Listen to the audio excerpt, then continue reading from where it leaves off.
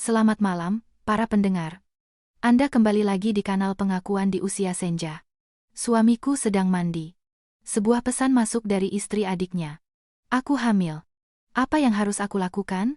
Aku terpaku selama 5 detik, lalu aku membalasnya atas namanya.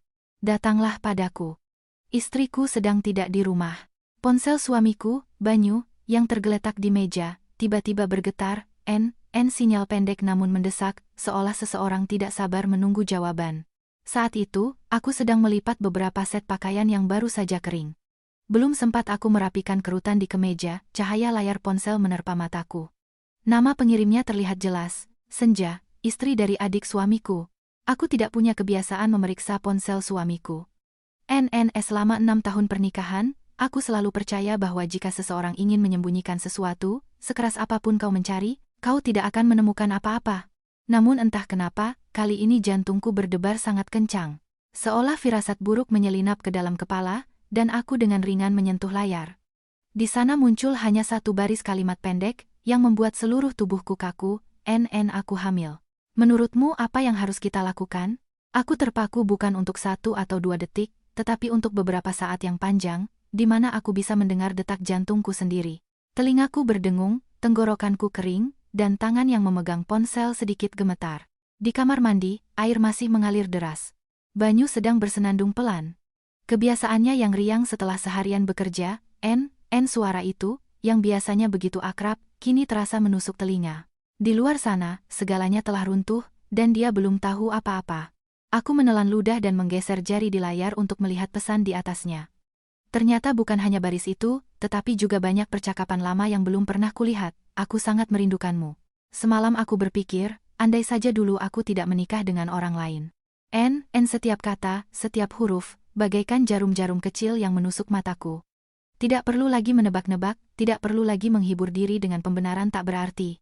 Semuanya sudah sangat jelas.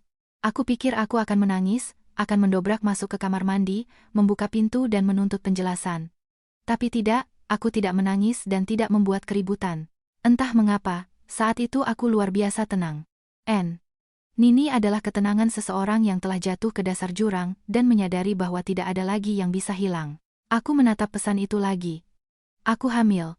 Lalu dengan perlahan aku mengetik, datanglah padaku, istriku sedang tidak di rumah. Aku mengetik sangat lambat, huruf demi huruf. Tidak ada satupun kesalahan, tidak ada satupun kata yang berlebihan. Jariku berhenti sejenak di atas tombol kirim, lalu menekannya, pesan itu langsung terkirim. Jantungku berdebar lebih cepat, tetapi pikiranku luar biasa jernih. Aku tidak ingin mendengar penjelasan, tidak ingin membangun dugaan. Aku hanya ingin melihat kebenaran dengan mataku sendiri, menangkap basah, melihat semuanya dengan mataku sendiri. Aku meletakkan ponsel itu kembali di tempatnya semula. Persis seperti letaknya, seolah tidak ada yang menyentuhnya. Semuanya harus terlihat sama seperti sebelum aku mengetahui segalanya, tanpa meninggalkan jejak apapun. Air di kamar mandi masih terus mengalir. Banyu mungkin masih menikmati waktu pribadinya. Dia tidak menyadari bahwa dalam beberapa menit, segalanya akan berubah selamanya. Aku bangkit, pergi ke kamar tidur, membuka lemari dan mengambil jaket tipis. Tangan-tanganku masih sedikit gemetar, tetapi setiap gerakan terasa sangat tegas. Aku mengambil tasku dan saat melewati pintu kamar mandi, Banyu bertanya, "Kamu mau pergi kemana?"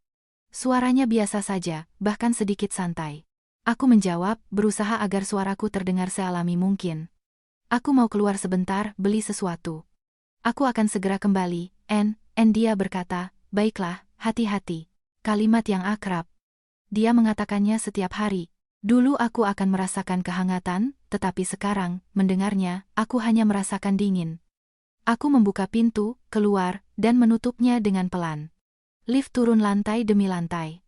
Aku berdiri di dalamnya, menatap bayanganku di pintu kaca. Wajahku masih sama, tidak ada yang berubah, tetapi mataku berbeda. Nini bukan lagi mata seorang istri yang mempercayai suaminya, melainkan mata seseorang yang siap menjadi saksi kebenaran. Aku turun ke lobi, keluar ke jalan, tetapi tidak pergi kemana-mana. Aku bersembunyi di sudut tersembunyi, dari mana pintu masuk gedung terlihat jelas. Angin malam yang sepoi-sepoi bertiup, tetapi aku tidak merasa dingin. Aku hanya merasakan sesuatu di dalam diriku menegang. Bukan rasa sakit yang tajam, tetapi perasaan berat dan tumpul, seolah badai akan datang. Aku tidak tahu apa yang akan kulihat, tetapi aku tahu satu hal, malam ini segalanya akan berakhir. Entah mereka, atau aku. Berdiri di sudut tersembunyi di bawah, menatap jendela-jendela gedung yang menyala, tiba-tiba aku merasa pusing. Ada hal-hal yang, sampai terjadi tepat di depan matamu, kau tidak akan sadar bahwa semua tandanya sudah ada sejak lama, hanya saja kau sendiri yang menutup matamu.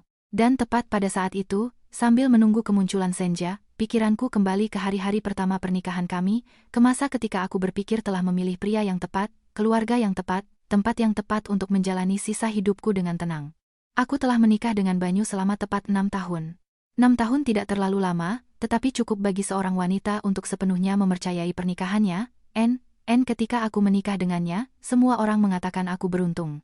Banyu bukan pembual yang bisa memikat wanita dengan kata-kata manis, tetapi dia memiliki aura tenang, dewasa, dan baik-baik yang dengan mudah menanamkan kepercayaan. Dia memiliki pekerjaan yang stabil. Dia tidak minum, tidak berjudi, tidak pernah terlihat memiliki hubungan terbuka dengan wanita dan hidup dengan prinsip-prinsipnya. Di mata kerabat dari kedua belah pihak, Banyu praktis adalah model pria yang diinginkan banyak wanita untuk dinikahi. Dan saat itu aku hanya berpikir, wanita bahagia bukan dengan orang yang terlalu kaya atau terlalu fasih berbicara, tetapi dengan orang yang tahu bagaimana hidup dengan baik. Di tahun-tahun pertama setelah pernikahan, kehidupan kami dari luar tampak sangat tenang. Rumah kami, meskipun tidak mewah, selalu berkecukupan. Makan 3 kali sehari, pagi bekerja, malam pulang, semuanya bersama-sama.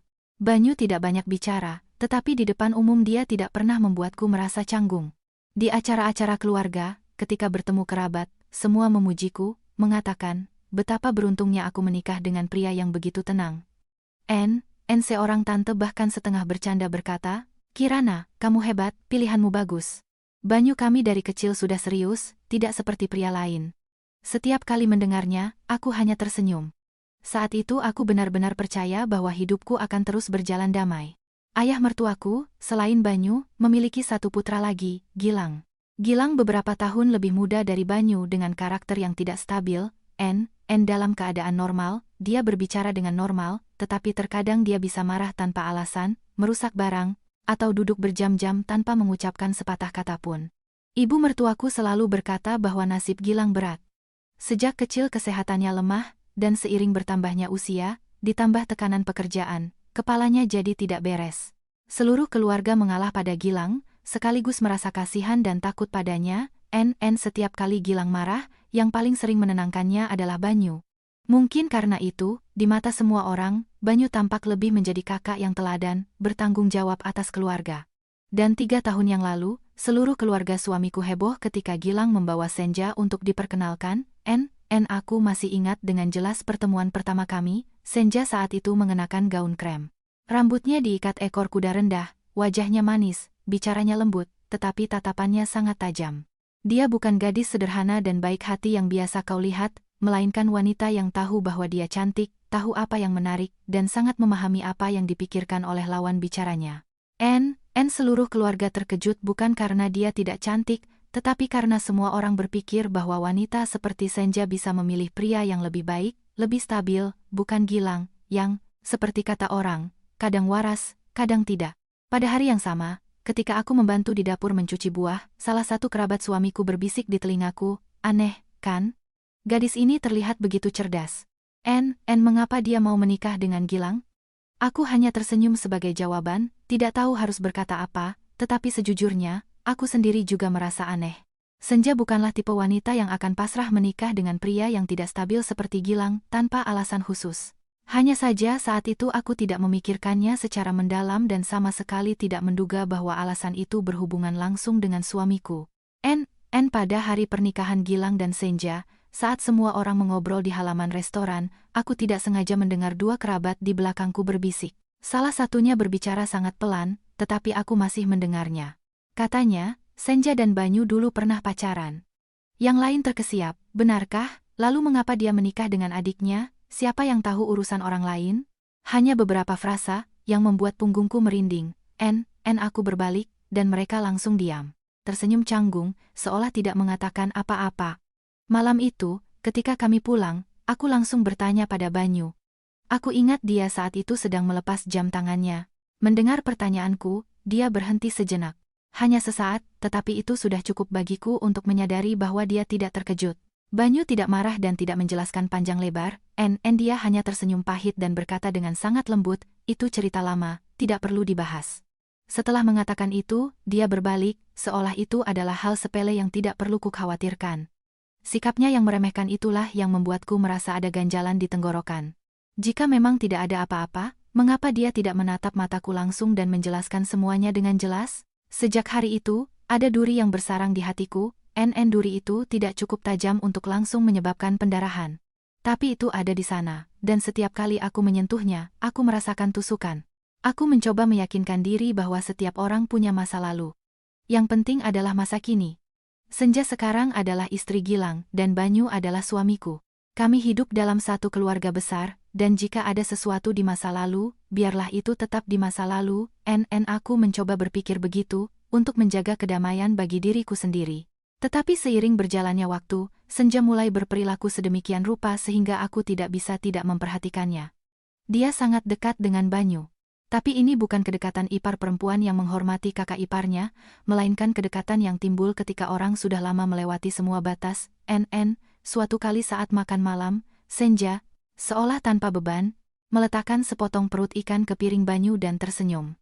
Kamu masih suka perut ikan seperti dulu, ya? Setelah mengatakan itu, dia seolah sadar aku duduk di sebelahnya dan mengoreksi. Maksudku, aku pernah dengar ibu menceritakannya. Semua orang mungkin mengabaikannya, tapi tidak denganku. Terkadang, sebuah kesalahan ucap lebih jujur daripada 100 penjelasan. Nada juga waktu lain ketika aku memergoki mereka berbicara di balkon. Mereka tidak tertawa, tidak saling menyentuh, hanya berdiri dan saling menatap dalam diam. Tapi justru keheningan inilah yang membuatku kesal.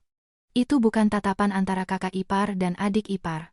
Itu adalah tatapan dua orang yang memiliki masa lalu yang cukup dalam dan berat sehingga bahkan tanpa kata-kata, orang luar pun bisa merasakan ada sesuatu yang tidak beres.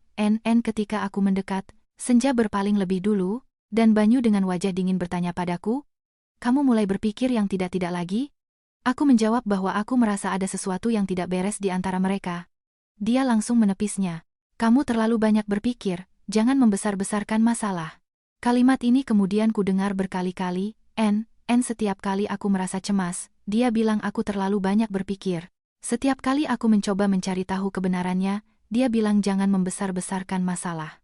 Perlahan-lahan, aku mulai meragukan diriku sendiri. Mungkin aku memang terlalu curiga? Mungkin suamiku terlalu baik, dan aku sendiri yang menciptakan masalah. Aku berputar-putar dalam lingkaran setan ini untuk waktu yang lama, sampai pesan hari ini menusuk mataku. Dan semua yang ku coba sangkal, tiba-tiba menjadi sangat jelas. Tidak ada jalan untuk kembali. Sejak malam itu, duri di hatiku tidak lagi diam. Ia mulai menusuk sedikit demi sedikit. Setiap hari semakin jelas, setiap kali semakin sulit untuk berpura-pura tidak ada. Aku tetap pergi bekerja, memasak, hidup seperti istri biasa, tetapi di dalam, segalanya berbeda. Aku tidak lagi memandang Senja sebagai ipar biasa, dan tidak lagi memandang Banyu dengan kepercayaan mutlak seperti sebelumnya. Ada hal-hal yang, sekali diragukan, semakin kau berusaha melupakannya, semakin terlihat jelas. Senja mulai semakin sering datang ke rumah kami, dan alasannya selalu sangat masuk akal. Kadang Gilang marah-marah dan memecahkan sesuatu di rumah, kadang Gilang pergi entah kemana dan tidak ada yang bisa menghubunginya, bahkan kadang menelepon tengah malam sambil terisak, "Mas Banyu, tolong datang. Aku takut sekali."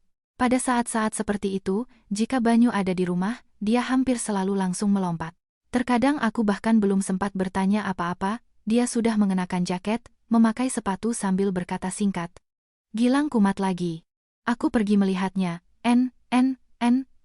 Awalnya aku mencoba berpikir bahwa itu adalah kepedulian seorang kakak, tetapi kemudian aku sadar bahwa dalam beberapa kasus, ketergesa-gesaan seperti itu tidak diperlukan.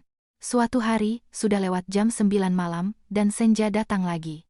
Dia tidak mengetuk keras, tidak berperilaku seperti orang yang punya urusan mendesak, tetapi hanya berdiri di luar pintu, membunyikan bel dan memanggil dengan pelan, "Mas Banyu, kamu di rumah?" Aku saat itu sedang di dapur, dan mendengar suaranya, aku keluar. Dia mengenakan pakaian rumah yang sangat tipis. Rambutnya diikat asal, wajahnya pucat, tetapi matanya tidak menunjukkan kepanikan. Banyu, melihatnya, langsung menariknya masuk, bertanya dengan pelan, "Dia kenapa lagi?" Senja tidak menjawab di depanku, hanya melirikku sekilas dan menundukkan kepala. Pandangan itu sangat cepat, tetapi cukup membuatku merasa tidak nyaman. Kemudian Banyu membawanya ke ruang kerjanya dan menutup pintu. Aku berdiri di ruang tamu, mendengarkan percakapan mereka yang terputus-putus. Mereka tidak berbicara keras, tetapi juga tidak terlalu pelan sehingga tidak terdengar apa-apa. Yang aneh adalah, suara Senja di depanku selalu pelan, tetapi di ruang kerja bersama Banyu, suaranya sangat berbeda, lebih rendah, lebih lembut, lebih seperti merajuk daripada meminta bantuan. Dan itu bukan satu-satunya waktu. Ada malam-malam ketika Senja datang dan tinggal selama 1 jam penuh. Mereka berbicara berdua di ruang kerja. Pintu sedikit terbuka atau terkadang tertutup sepenuhnya. Setiap kali lewat, aku merasakan campuran jengkel dan terhina. Seolah di rumahku sendiri, aku adalah orang asing. Aku mencoba masuk dengan dalih membawakan air atau bertanya apakah mereka butuh sesuatu, tetapi begitu aku muncul, mereka berdua terdiam. Suasana di ruangan itu langsung menjadi tegang dan canggung. Banyu berbalik ke meja kerjanya, berpura-pura melihat dokumen. Dan Senja duduk tegak, meletakkan tangan di pangkuannya dan mengatupkan bibir, seperti orang yang baru saja mengatakan sesuatu yang salah. Di salah satu kesempatan itu, aku meletakkan segelas air dan menatap lurus ke arah Senja. Dia mengangkat kepala, tersenyum sangat lembut dan suaranya lembut seperti kapas. "Mbak, jangan salah paham. Aku menganggap Mas Banyu seperti kakakku sendiri. Selain dia, tidak ada orang lain yang bisa aku andalkan di sini." Kata-katanya terdengar sangat benar, sangat sopan, tetapi entah kenapa punggungku merinding. Ada orang yang semakin banyak mengucapkan kata-kata polos, semakin matanya mengkhianati mereka. Senja berkata agar aku tidak salah paham, tetapi tatapan yang dia berikan pada Banyu sama sekali tidak polos. Itu adalah tatapan orang yang terbiasa mengandalkan, terbiasa menguji, dan bahkan terbiasa menempati tempat orang lain. Sejak saat itu, aku mulai lebih memperhatikan suamiku. Dulu, Banyu bukanlah orang yang selalu membawa ponselnya. Dia meninggalkannya di meja makan, di sofa, kadang-kadang, saat pergi mandi, dia meninggalkannya di kamar. Tetapi sejak suatu saat, dia berubah drastis. Kemanapun dia pergi, dia membawa ponselnya. Bahkan saat menonton TV, dia meletakkannya di samping tangannya, saat mengambil air pun dia membawanya, bahkan ke kamar mandi pun dia membawa ponsel. Setiap kali ada pesan masuk, dia cepat-cepat melihat dan membalikan layarnya ke bawah. Satu waktu, dia bahkan terus-menerus mengganti kata sandi ponselnya. Ketika aku tidak sengaja mengambil ponselnya untuk melihat waktu, dia langsung bertanya, "Kalau kamu butuh sesuatu, bilang saja, jangan sentuh ponselku." Kata-katanya terdengar biasa, tetapi cara dia mengatakannya membuatku merasa seperti orang asing. Bukan karena ponselnya, tetapi karena kewaspadaannya. Jika seseorang tidak punya apa-apa untuk disembunyikan, dia tidak akan bertingkah seolah-olah menyimpan rahasia besar. Aku tidak membuat keributan, hanya mengamati dalam diam. Dan justru keheningan inilah yang memungkinkan aku melihat lebih banyak lagi. Suatu malam, ketika kami tidur, ponselnya bergetar pelan sekali, tetapi Banyu melompat seperti tersengat listrik. Dia mengambil ponselnya begitu cepat, hampir secara refleks, dan membalikkan badannya dariku. Aku bertanya siapa yang mengirim pesan selarut ini. Dia menjawab singkat, "Urusan pekerjaan." Katanya urusan pekerjaan, tetapi suaranya tidak yakin. Aku melihat bagaimana bahunya menegang, bagaimana dia menggenggam ponsel di tangannya. Layar memancarkan cahaya biru pucat di wajahnya. Aku tidak perlu melihat isinya untuk tahu bahwa pesan itu tidak biasa. Jika itu hanya pekerjaan, tidak ada yang akan melompat seperti tertangkap basah. Sejak saat itu, kecurigaanku tidak lagi menjadi perasaan yang samar.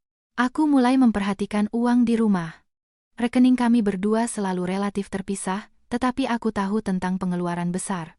Aku bukan tipe istri yang mengawasi setiap sen suaminya, dan tentu saja tidak punya kebiasaan mencampuri keuangan pribadinya. Tetapi aku semakin sering memperhatikan bahwa dia mengeluh kekurangan uang, kadang bilang butuh untuk pekerjaan, kadang bilang dipinjam teman.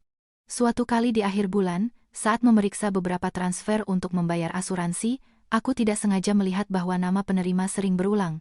Senja, bukan sekali, tetapi berkali-kali.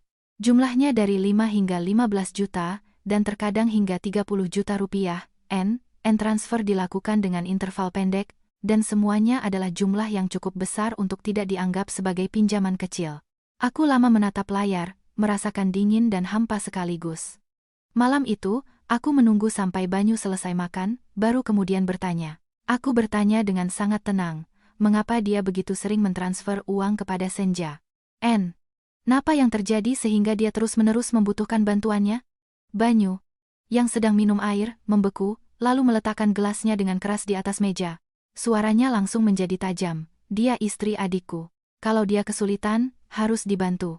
Bisakah kamu tidak begitu picik? Napasku tercekat, bukan karena uang. Bukan karena aku merasa sayang, tetapi karena cara dia membentakku untuk membelanya. Cara dia menganggap pertanyaanku yang sah sebagai kepicikan, sesuatu yang memalukan. Saat itu aku menyadari sesuatu yang sebelumnya ku coba untuk tidak kupikirkan. Apa yang terjadi antara Banyu dan Senja sudah lama melampaui batas hubungan keluarga.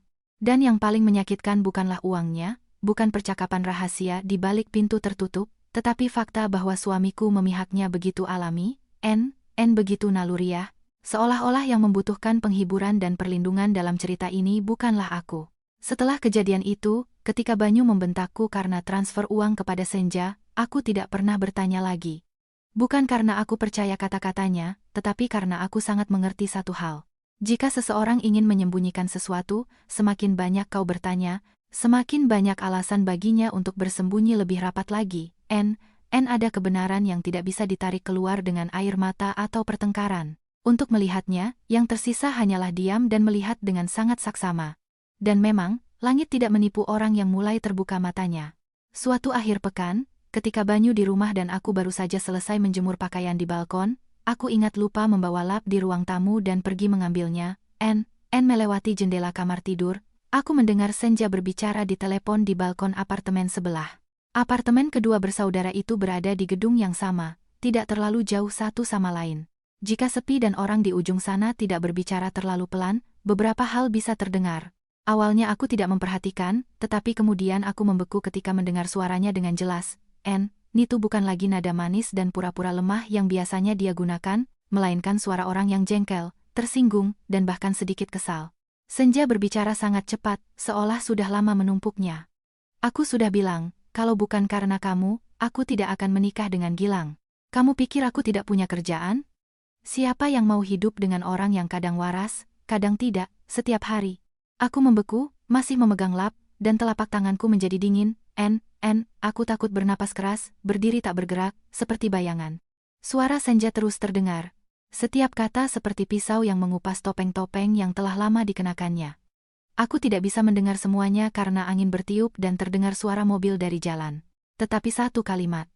Kalau bukan karena kamu, aku tidak akan menikah dengan Gilang, sudah cukup untuk membuat semua kecurigaanku menjadi bentuk yang jelas. Nini bukan lagi perasaan seorang wanita yang curiga. Ini adalah kebenaran yang kotor dan memalukan, yang membuatku ingin segera berlari ke arahnya, menamparnya, dan menuntut penjelasan. Tapi tidak, aku berdiri tak bergerak. Mungkin selama ini aku begitu tertekan sehingga pada saat itu, alih-alih menjadi gila, pikiranku menjadi luar biasa dingin. Dan saat itulah aku sadar bahwa aku tidak bisa lagi hidup dalam ketidakpastian ini. Entah aku akan membongkar semuanya sampai tuntas, atau mereka akan selamanya menganggapku bodoh. Malam itu aku tidak mengatakan apa-apa pada Banyu. Aku masih memasak makan malam, menyiapkannya di meja, bertanya apakah dia mau tambah sup, seperti istri biasa. Tetapi di kepalaku, potongan-potongan puzzle lama mulai tersusun sendiri. Aku teringat pernikahan Gilang dan Senja, bisik-bisik kerabat pada hari itu. Aku teringat saat Banyu membeku ketika aku bertanya tentang masa lalunya. Saat itu aku hanya merasa tidak nyaman. Tapi sekarang aku sadar bahwa kebekuan itu bukan karena terkejut, melainkan karena aku menyentuh sesuatu yang tidak ingin dia ingat. Aku mulai secara diam-diam menyelidiki masa lalu suamiku. Tanpa suara, tanpa menunjukkan diri, aku menelepon salah satu sepupu suamiku dengan dalih bertanya tentang masa lalu untuk hiburan dan secara berliku-liku, mulai berbicara tentang kehidupan lajang Banyu. Awalnya dia mengelak, tetapi setelah beberapa kalimat akhirnya dia keceplosan bahwa sebelum menikah denganku, Banyu sangat jatuh cinta pada seorang gadis, begitu dalam sehingga seluruh keluarga mengira mereka akan menikah tetapi kemudian mereka tiba-tiba putus. Aku bertanya siapa gadis itu. Di ujung sana hening selama beberapa detik, lalu dengan sangat pelan menjawab, ya Senja, siapa lagi? Meskipun aku sudah menduganya, tetapi ketika mendengar konfirmasi dari orang lain, rasanya seperti disiram sember air es. Ternyata, apa yang selama ini ku coba sangkal, adalah kebenaran, bukan sekadar kenalan, bukan sekadar simpati, tetapi cinta yang begitu kuat sehingga seluruh keluarga mengetahuinya. Aku duduk lama dalam kebingungan setelah panggilan itu. Kipas angin di depanku masih berputar dengan tenang. Sup di dapur masih hangat. Semua di rumah seperti biasa, seolah tidak terjadi apa-apa. Hanya di hatiku, semuanya sudah tidak seperti dulu lagi. Sejak saat itu, aku melihat segalanya dengan mata yang berbeda, dan semakin aku melihat, semakin aku merasa takut. Senja menikah dengan Gilang bukan karena kasihan padanya. Dan tentu saja bukan karena dia pasrah pada nasib, seperti yang dipuji semua orang. Dia menikah dengannya untuk tetap berada di keluarga ini, untuk masuk ke rumah yang sama di mana pria yang diincarnya tinggal. Orang yang ingin dia dekati bukanlah suaminya, melainkan Banyu. Pikiran ini membuatku merinding. Seorang wanita yang rela menikah dengan saudara laki-laki kekasihnya, agar bisa bertemu setiap hari, melihat setiap hari, mencari kesempatan setiap hari untuk masuk ke dalam hidupnya, ini bukan lagi cinta, ini adalah obsesi, ini adalah kepemilikan, ini adalah perhitungan, sekaligus keras kepala dan kotor. Tetapi yang lebih membuatku dingin adalah Banyu tidak memutuskan hubungan dengannya. Jika dia tegas, jika dia benar-benar ingin mempertahankan keluarganya, Senja tidak akan bisa memainkan peran ini sendirian begitu lama. Ketidakpastian inilah, perlindungan-perlindungan inilah, transfer uang ini, pintu-pintu tertutup ini, tatapan-tatapan ambigu ini, semua ini menunjukkan bahwa di antara mereka tidak pernah ada yang benar-benar berakhir. Aku tidak lagi membiarkan diriku menjadi bodoh. Sejak hari itu, aku mulai mengumpulkan bukti. Bukan untuk membuat keributan, dan tentu saja bukan untuk membuat adegan cemburu seperti ibu-ibu di pasar. Aku melakukannya untuk menjaga kewarasanku sendiri. Aku mulai memperhatikan waktu ketika Senja datang ke rumah kami, mencatat jumlah uang yang Banyu transfer kepadanya, memotret layar ponsel ketika pesan masuk dan dia buru-buru membalikannya. Suatu kali aku bahkan menyalakan perekam suara di ponsel, meninggalkannya di rak di ruang tamu, agar jika mereka mengatakan sesuatu yang tidak biasa, aku punya sesuatu untuk dibandingkan, agar tidak lagi terjebak dalam perangkap. Mungkin aku terlalu banyak berpikir. Setelah beberapa pertimbangan, aku bahkan memasang kamera kecil di ruang tamu, sangat kompak, menyembunyikannya di sudut lemari hias. Tangan-tanganku gemetar saat melakukannya. Pahit, bukan? Wanita mana yang ingin mengubah rumahnya menjadi tempat dia menangkap basah suaminya selingkuh dengan iparnya sendiri? Tapi aku tidak punya pilihan lain. Aku sangat mengerti, untuk menang, tidak bisa hanya mengandalkan perasaan. Perlu sesuatu yang sangat jelas, sangat dingin, sesuatu yang tidak bisa disangkal, dan inilah semua yang telah aku persiapkan secara diam-diam selama ini, yang pada akhirnya mengarah pada pesan hari ini. Baris kalimat. Aku hamil. Menurutmu apa yang harus kita lakukan? Ini bukan lagi tusukan pisau yang tiba-tiba. Ini adalah paku terakhir yang menancapkan tutup peti mati semua pembenaran. Setelah semua yang ku dengar, yang ku selidiki, yang ku susun sendiri menjadi satu gambaran, pesan ini menjadi bukti paling jelas bahwa hubungan antara Banyu dan Senja sudah lama melampaui semua batas. Dan kali ini, aku tidak akan membiarkan mereka lagi mengatakan kepadaku bahwa aku hanya terlalu banyak berpikir. Pesan itu telah terkirim. Bukti-bukti sudah begitu jelas sehingga mustahil untuk disangkal. Tapi tetap saja, rasanya setiap detik yang kuhabiskan di lobi terasa seperti malam musim dingin yang panjang. Aku bersandar pada pilar batu di dekat pintu kaca, tak henti-hentinya menatap halaman di depan gedung, orang-orang masuk dan keluar seperti biasa. Beberapa sepeda motor melintas, seorang kurir dengan tergesa-gesa masuk ke lift. Di taman bermain anak-anak di sudut lobi, tawa anak-anak masih terdengar. Hanya saja, rasanya seluruh ruang ini melambat, menjadi begitu sesak sehingga setiap napas terasa sulit. Saat itu aku sadar bahwa penantian untuk mengungkap kebenaran lebih menyakitkan daripada kecurigaan itu sendiri. Kecurigaan itu seperti disayat pisau perlahan, sedangkan penantian seperti ini adalah seperti berdiri diam dan melihat seseorang berjalan ke arahmu dengan pisau, dan kau tidak bisa menghindar. Aku tidak sering melihat jam, tapi di dalam hati aku menghitung setiap menit. 5 menit, 7 menit, 10 menit. Aku tidak tahu di mana Senja berada, apa yang dia pikirkan, apakah dia takut, cemas, atau di kepalanya saat ini hanya ada satu pikiran, berlari menemui pria yang dia yakini sedang menunggunya di rumah. Pikiran itu saja sudah membuat tenggorokanku tercekat lagi. Sekitar 15 menit kemudian, sebuah taksi perak berbelok dari jalan raya dan berhenti dengan mulus di depan tangga lobi. Jantungku berdebar begitu kencang, rasanya aku bisa mendengarnya berdetak. Pintu mobil terbuka, dan Senja keluar. Dia tidak berdandan rapi seperti saat pertemuan keluarga, dan tidak ada lagi kelembutan dan kepatuhan seorang ipar teladan. Senja mengenakan gaun longgar berwarna terang yang dikenakan dengan terburu-buru, dengan jaket tipis menutupi. Rambutnya diikat cepol rendah, tapi berantakan. Wajahnya pucat, bibirnya terkatup rapat. Satu tangan memeluk tasnya, dan tangan lainnya tanpa sadar berada di perutnya. Dia berjalan begitu cepat dan tidak pasti, seolah-olah kepalanya benar-benar kacau. Pemandangan itu saja sudah cukup untuk membuatku sadar bahwa aku tidak salah. Jika pesan itu tidak dikirim oleh Banyu, jika di antara mereka benar-benar tidak ada apa-apa, Senja tidak akan datang secepat ini. Dia tidak menelepon balik untuk memastikan, tidak ragu-ragu, tidak berpikir untuk menunggu. Dia yakin pesan itu dari Banyu. Dan keyakinan itulah yang seperti pukulan palu di hatiku. Senja membayar sopir taksi dan hampir langsung masuk ke lobi, dengan kepala tertunduk. Dia berjalan begitu cepat sehingga hampir menabrak seorang wanita yang menggendong anak kecil. Dia bahkan tidak bersusah payah meminta maaf dengan benar, hanya menggumamkan sesuatu dan langsung berpaling. Aku berdiri di belakang, menggenggam tali tasku begitu erat hingga tanganku sakit. Sebagian dari diriku ingin keluar dan menghalangi jalannya, bertanya langsung, apakah kamu punya sedikit rasa malu? Tapi aku memaksa diri untuk tetap diam. Tidak, belum waktunya. Senja menekan tombol lift. Aku menunggu sejenak, lalu mendekati lift di sebelahnya. Di gedung ini ada 2 lift, terletak saling berhadapan. Saat itu tidak terlalu ramai, jadi aku bisa mengikutinya tanpa ketahuan. Pintu terbuka, dan dia masuk lebih dulu. Aku menyelinap ke sudut lift sebelah, mengamatinya melalui pantulan di kaca dan di papan elektronik. Angka-angka menyala dan berubah, 3, 5, 7. Setiap lantai yang terlewati, aku merasakan dadaku semakin berat. Ketika pintu lift terbuka di lantaiku, Senja keluar dengan sangat cepat, hampir berlari. Aku mengikutinya, tertinggal beberapa langkah. Berusaha agar suara sandalku tidak terdengar. Koridor saat itu sangat sunyi. Lampu langit-langit menerangi lantai keramik mengkilap dengan cerah. Senja berhenti di depan pintu apartemenku. Hanya sesaat. Dia tidak membunyikan bel, tidak mengetuk, tidak mengirim pesan lagi. Dia mengangkat tangannya dan menekan kode. Aku membatu. 4 bunyi bip pelan, tapi bagiku terdengar seperti retakan sesuatu yang runtuh di kepalaku. Kode pintu apartemenku. Apartemen ini bukan rumah mertua, bukan rumah bersama keluarga besar. Ini adalah apartemen pribadi kami, milikku dan suamiku, tempat yang kuanggap sebagai ruang pribadi terakhir kami.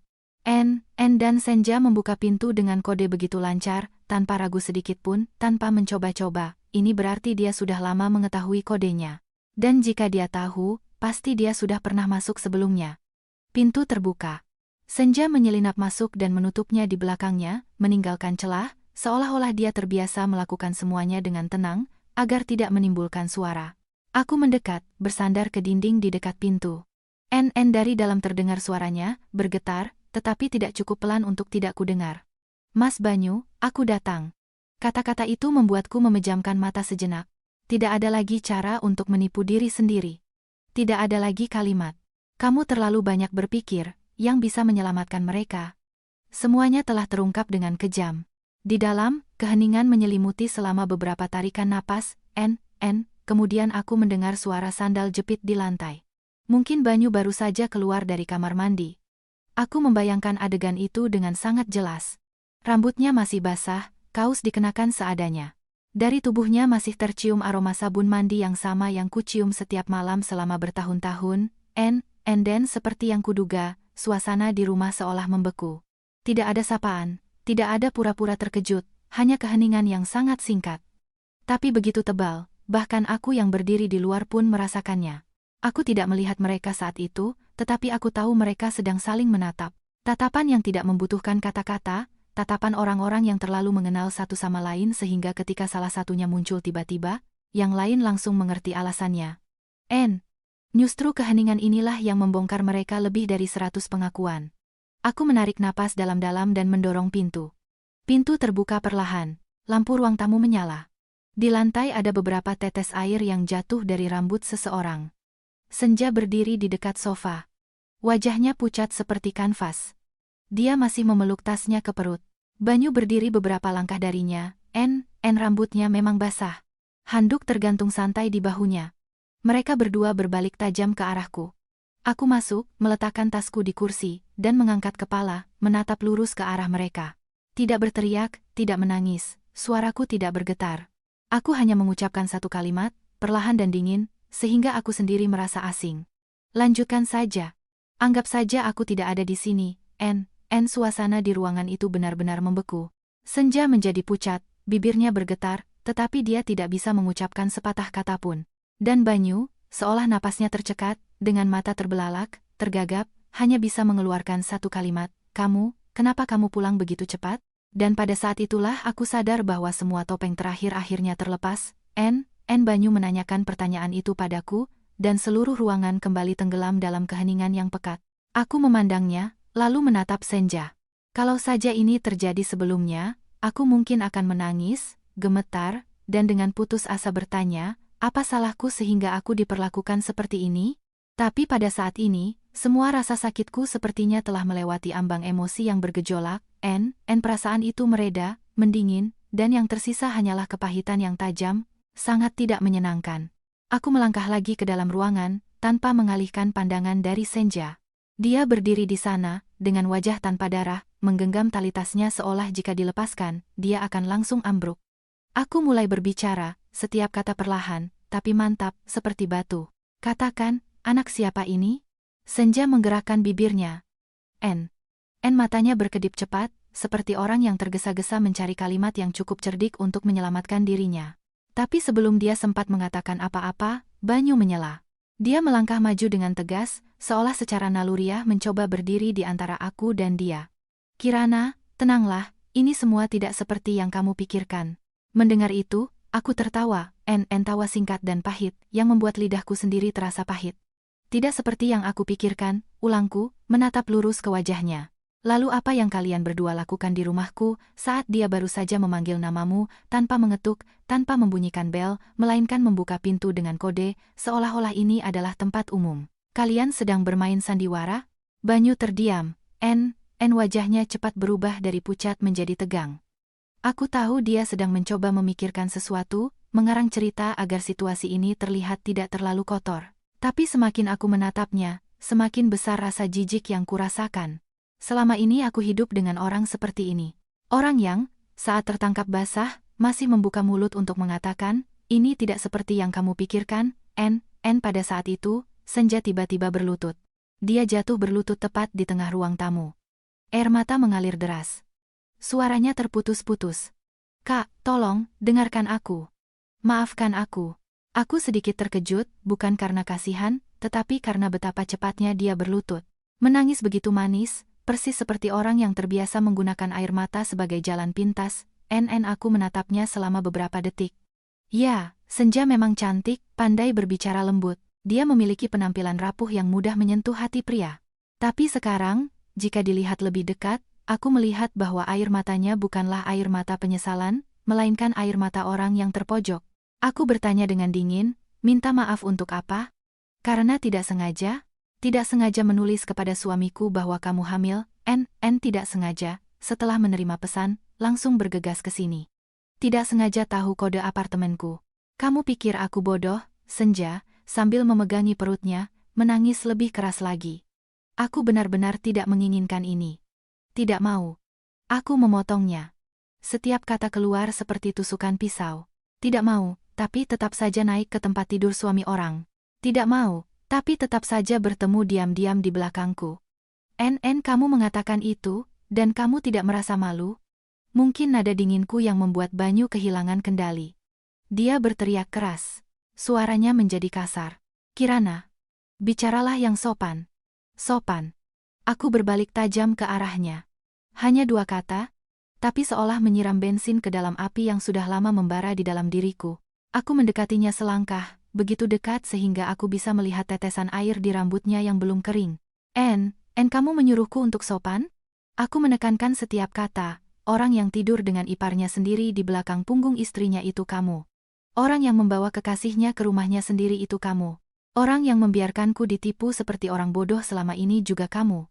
Dan sekarang, orang yang harus bersikap sopan adalah aku." Banyu membuka mulutnya, tapi tidak bisa berkata apa-apa. Aku tidak memberinya kesempatan untuk mengelak. Aku menunjuk Senja dan menatapnya. "Kamu begitu membelanya. Kalau begitu katakan terus terang, anak di perutnya itu anakmu." Pertanyaan ini, begitu terdengar, seolah menyedot semua udara di ruangan itu.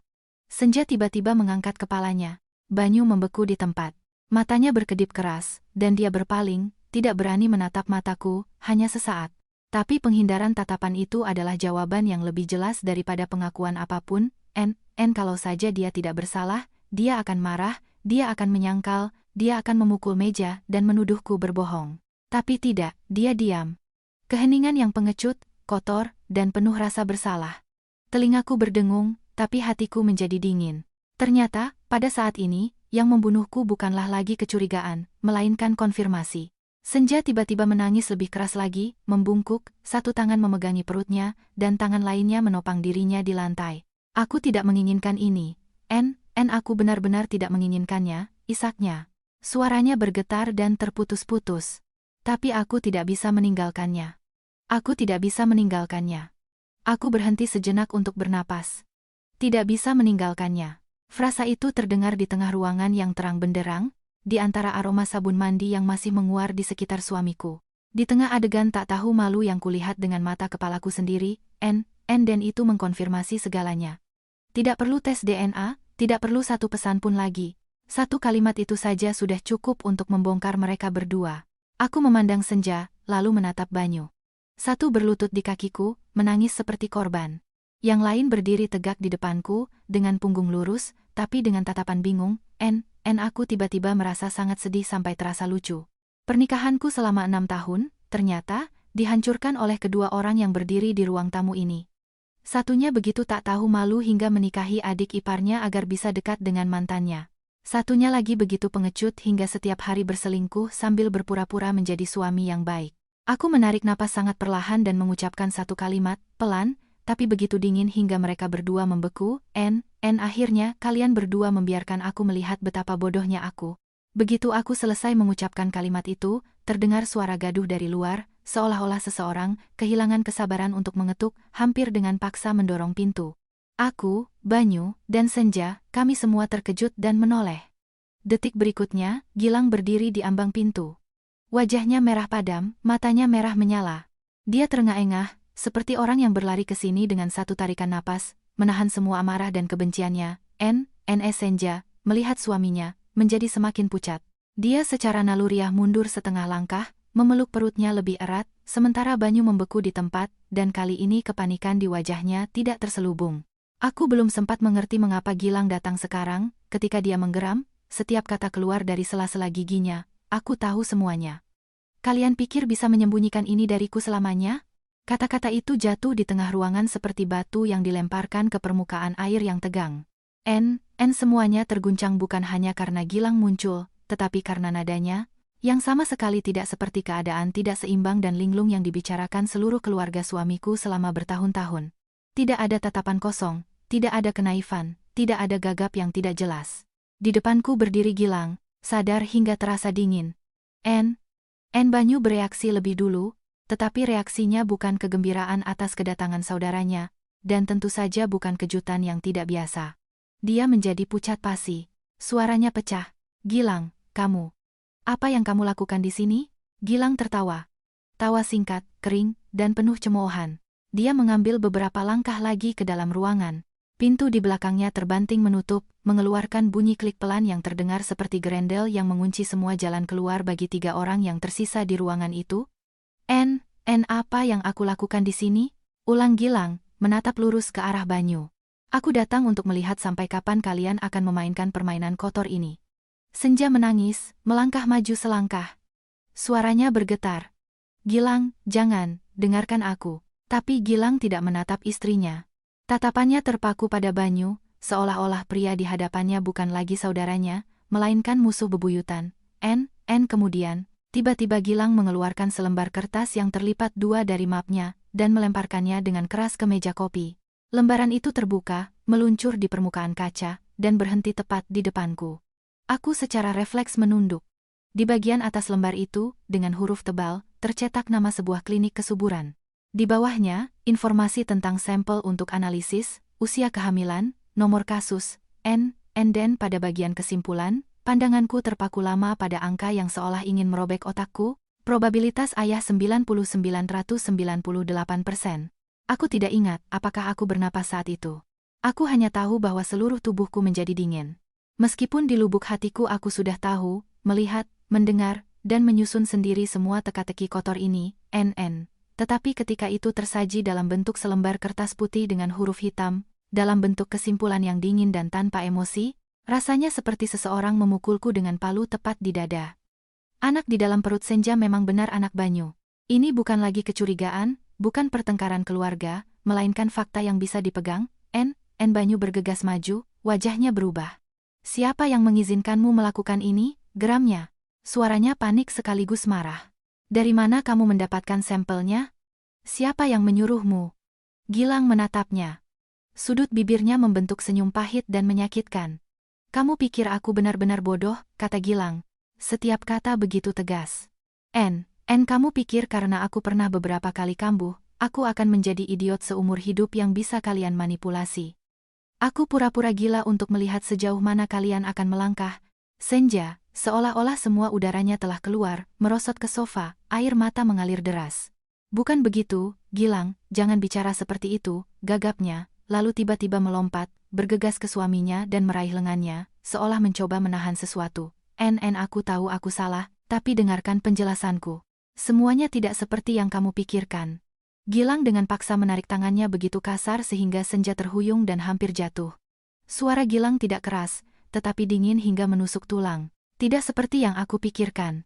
Lalu bagaimana caramu menikah denganku hanya untuk naik ke tempat tidur kakakku? Pertanyaan itu, seperti bilah pisau, memotong selubung terakhir. Senja membelalakkan matanya, menangis dan menggelengkan kepala. Tapi gelengan kepalanya saat itu begitu lemah dan tidak berarti sehingga terlihat menyedihkan. Aku tidak sengaja, gumamnya.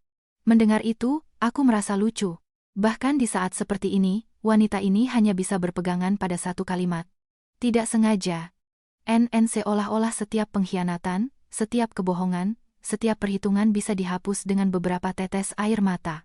Banyu melangkah maju, mungkin akan mengatakan sesuatu untuk menenangkan situasi, tetapi Gilang berbalik tajam ke arahnya. Tatapan Gilang saat itu bukanlah tatapan seorang saudara. Itu adalah tatapan seseorang yang telah ditusuk dari belakang oleh darah dagingnya sendiri. Dan kamu, desis Gilang, kamu masih menyebut dirimu saudaraku. Kamu mengajariku untuk menjaga keluarga, mengalah pada ibu, mencintai istri, tapi kamu sendiri tidur dengan istriku. Apakah kamu masih manusia? Banyu membuka mulutnya, tetapi tidak bisa mengucapkan sepatah kata pun. Aku belum pernah melihatnya begitu menyedihkan. Pria yang membentakku agar bersikap sopan, yang dengan tenang mengatakan bahwa aku terlalu banyak berpikir, kini berdiri di tengah ruang tamu di depan istri, di depan saudara, dan di wajahnya hanya ada penghinaan dan kepanikan. Aku berdiri diam, tidak ikut campur, karena aku tahu bahwa sejak Gilang masuk ke ruangan ini, sandiwara yang dimainkan Banyu dan Senja begitu lama sudah tidak memiliki kesempatan untuk diperbaiki. Topeng-topeng mereka terlepas satu persatu, tepat di depan mataku, begitu cepat sehingga mereka sendiri tidak sempat menutupi diri. Dan dalam kekacauan yang hancur berantakan ini, aku sangat memahami satu hal, mulai sekarang, tidak ada yang bisa kembali, dan berpura-pura bahwa ini tidak pernah terjadi. Aku pikir ini adalah batasnya. Suami pengkhianat, ipar yang hamil oleh kakak iparnya, saudara yang berpura-pura gila untuk mengawasi istrinya, hanya itu saja sudah cukup untuk mengubur seluruh keluarga. Tapi tidak, Gilang berdiri di sana. Matanya masih merah menyala, dan suaranya sadar sampai dingin. Dia tiba-tiba berbalik ke arahku. Kakak, apakah kamu pikir kehamilan ini karena cinta? Dia tersenyum pahit. Sudut bibirnya bergetar karena kepahitan. Tidak, ini adalah sebuah rencana. Aku membeku. Bukan hanya aku. Bahkan Banyu pun terkejut dan tiba-tiba mengangkat kepalanya, menatap adiknya.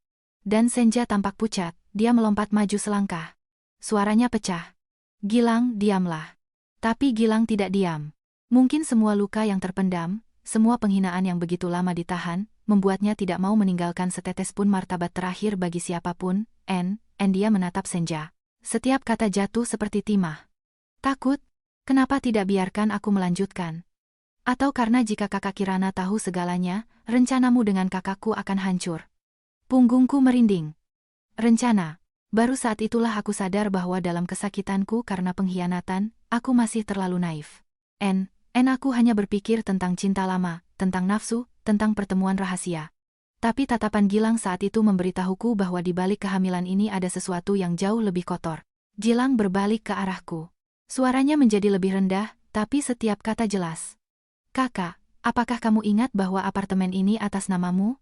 Aku menatapnya, tenggorokanku kering. Aku ingat, bagaimana mungkin aku tidak ingat. Gilang tersenyum pahit, karena itulah yang dia incar sejak awal. Senja berteriak. Jeritannya tajam seperti tusukan pisau. Kamu mengarang semua ini. Tapi Gilang tidak lagi menatap istrinya. Dia hanya menatapku, seolah mencoba menarikku keluar dari kejutan terakhir. Pikirkan sendiri, mengapa selama bertahun-tahun ini dia bertahan di keluarga ini? Mengapa dia terus-menerus mendorong Banyu untuk mengurus masalah rumah, dokumen? Mengapa setiap kali ibu berbicara tentang warisan, matanya berbinar? Aku terpaku. Ada hal-hal yang, ketika terjadi, tampak normal, tetapi ketika orang lain menyatukannya menjadi satu gambaran, menjadi menakutkan. Memang, tidak sedikit kali Banyu menyindirku tentang balik nama apartemen. Dia bilang, pria yang atas namanya terdaftar properti, lebih mudah mendapatkan pinjaman untuk bisnis. Lalu dia bilang, jika didaftarkan atas nama kedua pasangan, nanti akan lebih sedikit masalah. Suatu kali dia bahkan marah ketika aku menolak, mengatakan bahwa aku terlalu perhitungan dan tidak memikirkan suami. Saat itu aku pikir dia hanya ingin menunjukkan kekuasaannya, menjadi kepala keluarga. Aku tidak setuju, tapi tidak pernah berpikir lebih jauh. Apartemen ini adalah warisan dari orang tuaku. Satu-satunya hal yang secara tegas tidak ingin ku sentuh. Aku pikir kehati-hatianku sudah cukup, tapi tidak menyangka bahwa kehati-hatian ini tanpa sengaja telah menghalangi jebakan yang telah mereka siapkan sebelumnya. Aku berbalik ke Banyu. Dia berdiri di sana dengan wajah tanpa darah. Bibirnya bergerak, tapi tidak mengeluarkan suara. Untuk pertama kalinya selama ini, aku melihat di wajahnya tidak hanya kepanikan, tetapi juga sesuatu yang mirip pencerahan. Gilang melanjutkan, suaranya semakin tajam. Dia mempertahankan kehamilan ini bukan karena cinta padamu dan bukan karena rasa bersalah padaku. Dia ingin menggunakan anak itu untuk memaksa Banyu menceraikanmu. Begitu kamu bercerai, kamu akan kebingungan. Ditambah lagi ibu akan membela, dan mereka akan selangkah demi selangkah membuatmu melepaskan apartemen itu. Semakin aku mendengarkan, semakin dingin perasaanku. Setiap kata mengupas lapisan demi lapisan dari apa yang disebut cinta, yang dipegang teguh oleh Senja untuk membenarkan diri. Ternyata, dia tidak hanya menginginkan Banyu. Dia menginginkan tempatku, rumahku, hidupku. Senja tiba-tiba tertawa, tidak lagi menangis, tidak lagi berpura-pura menjadi korban yang menyedihkan di lantai. Dia berdiri tegak, menyeka air mata dengan punggung tangannya. Rambutnya yang acak-acakan jatuh ke wajahnya. Wajahnya saat itu terdistorsi dan garang, sehingga aku hampir tidak mengenali ipar yang lembut dan sopan yang kulihat setiap hari. Ya, dia hampir berteriak. Terus kenapa? Seluruh ruangan menjadi sunyi. Senja berbalik tajam ke arahku. Matanya merah menyala. Setiap kata keluar seolah-olah sudah lama terpendam di dalam dirinya. Memangnya kenapa? Apa salahnya aku mencintainya? Apa salahnya aku tidak pasrah? Apa hebatnya kamu dibanding aku? Kalau saja kamu tidak ikut campur, seharusnya aku yang berada di posisinya. Aku menatapnya, tidak berkedip. Saat itu aku tidak lagi melihat di hadapanku seorang wanita malang yang melakukan kesalahan. Aku hanya melihat makhluk yang membiarkan kecemburuan dan hasrat mengubahnya menjadi sesuatu yang tak tahu malu dan jahat. Senja menunjukku dengan jarinya. Suaranya bergetar karena marah. Apa hebatnya kamu? Kamu hanya beruntung. Orang tuamu meninggalkan apartemen untukmu. Kamu duduk di sini sebagai istri yang sah, sementara aku harus hidup dengan orang yang kadang waras kadang tidak, setiap hari melihat orang yang kucintai tepat di depan mata, dan tidak bisa menyentuhnya. Menurutmu aku bisa pasrah? Aku menggenggam tanganku sampai sakit, jadi kamu menikah dengan saudaranya agar bisa dekat, lalu tidur dengannya di belakangku, hamil, dan ingin merebut rumahku. Dan kamu menganggap dirimu malang? Senja menggigit bibirnya. Matanya berkilat. Setidaknya aku berani hidup untuk apa yang kuinginkan, sedangkan kamu hidup enak dengan hasil jerih payah orang lain dan mengira kamu menang. Begitu kalimat itu terdengar, Banyu seolah tersadar. Dia berbalik tajam ke arahnya. Suaranya serak. Senja, apa yang kamu bicarakan? Kamu mendekatiku sejak awal karena apartemen ini? Senja membeku sejenak. Mungkin bahkan dia tidak menyangka akan terpojok sedemikian rupa sehingga dia sendiri yang akan mengungkapkan semuanya. Tapi hanya sedetik kemudian, dia kembali menyeringai. Senyum yang penuh kepahitan dan tantangan. Lalu apa lagi yang bisa kuharapkan darimu? Seorang pria yang sudah 6 tahun hidup dengan istrinya dan masih diam-diam bertemu dengan mantannya. Apakah dia bisa dipercaya? Kalau bukan karena apartemen ini, Kamu pikir aku akan sebodoh itu untuk mempertahankan kehamilan dan mengikat diri? Kata-kata itu seperti tamparan bagi Banyu. Aku melihatnya mundur selangkah. Matanya melebar. Wajahnya menunjukkan keputusasaan, seolah-olah ilusi terakhirnya baru saja direnggut. Dia pikir dia sedang menghidupkan kembali cinta lama. Dia pikir Senja melakukan segalanya demi cinta. Tapi ternyata, sampai akhir, cinta itu hanyalah bagian dari jebakan. Aku berdiri dan melihat mereka berdua, orang yang baru saja mengkhianatiku, dan orang yang ingin merampas seluruh hidupku, dan sekarang, di tengah ruangan ini, mereka sendiri yang saling merobek topeng. Baru saat itulah aku sadar bahwa kehamilan Senja bukan hanya hasil dari hubungan rahasia. Itu adalah kartu, itu adalah kail, itu adalah langkah terakhir dalam perhitungan yang matang. Dan penemuan yang paling menyakitkan bukanlah bahwa aku telah dikhianati, tetapi bahwa semuanya jauh lebih kotor dan lebih dalam dari yang kubayangkan. Aku terdiam selama beberapa detik. Bukan karena aku tidak punya apa-apa untuk dikatakan, tetapi karena tiba-tiba aku merasa semua yang terjadi di hadapanku begitu kotor dan menggelikan sehingga jika aku tidak menahan diri, aku mungkin akan tertawa terbahak-bahak. Seorang pria yang mengkhianati istrinya, baru di saat-saat terakhir menyadari bahwa dia juga hanyalah pion. Seorang wanita yang menginjak-injak semua norma moral untuk masuk ke dalam keluarga orang lain, sekarang ditolak oleh orang yang dipegangnya. Dan aku, yang ditipu selama bertahun-tahun, akhirnya menjadi yang paling sadar dalam kekacauan ini. Aku mengangkat kepala dan tiba-tiba bertepuk tangan. Sekali, lalu sekali lagi. Suara tepukan tangan bergema di ruang tamu, kering dan mengerikan. Aku menatap satu persatu wajah di hadapanku. Suaraku tenang, tapi begitu dingin hingga aku sendiri merasa aneh. Bravo, bravo. Benar-benar sebuah drama yang berlangsung selama beberapa tahun. Sayang sekali tirai baru turun hari ini. Senja, terengah-engah, mendengar kata-kataku, berbalik tajam ke arahku. Matanya masih merah, tetapi tidak ada lagi ekspresi memelas seperti sebelumnya. Dan Banyu berdiri seperti terpaku. Tangannya terkulai lemas di sisi tubuhnya, dia tampak seperti orang yang semua topengnya telah dilucuti. Aku menatapnya lama, pria yang pernah berbagi tempat tidur denganku, yang makan di meja yang sama denganku, yang duduk di rumah ini dan memberiku ceramah tentang keluarga, tentang tanggung jawab, tentang kepercayaan. Ternyata, semua itu hanyalah cangkang. Aku mendekat, berhenti dalam jangkauan lengan. Kamu mengkhianatiku demi dia. Aku mengucapkan setiap kata dengan perlahan dan jelas. Sekarang, tidakkah kamu merasa itu sia-sia? Banyu berkedip keras, bibirnya bergetar, dan dia dengan susah payah berhasil mengeluarkan beberapa kata yang tergagap. Aku tidak tahu dia merencanakan ini, aku tertawa, tapi ini bukan lagi tawa pahit seperti sebelumnya, melainkan tawa dingin yang membekukan. Tidak tahu, ulangku, tanpa mengalihkan pandangan darinya, atau tidak mau tahu. Kamu tidur dengannya. Kamu menyembunyikannya dariku. Kamu mentransfer uang kepadanya. Kamu membiarkannya bebas keluar masuk rumah ini. Apa yang kamu janjikan padanya, aku tidak perlu tahu sekarang.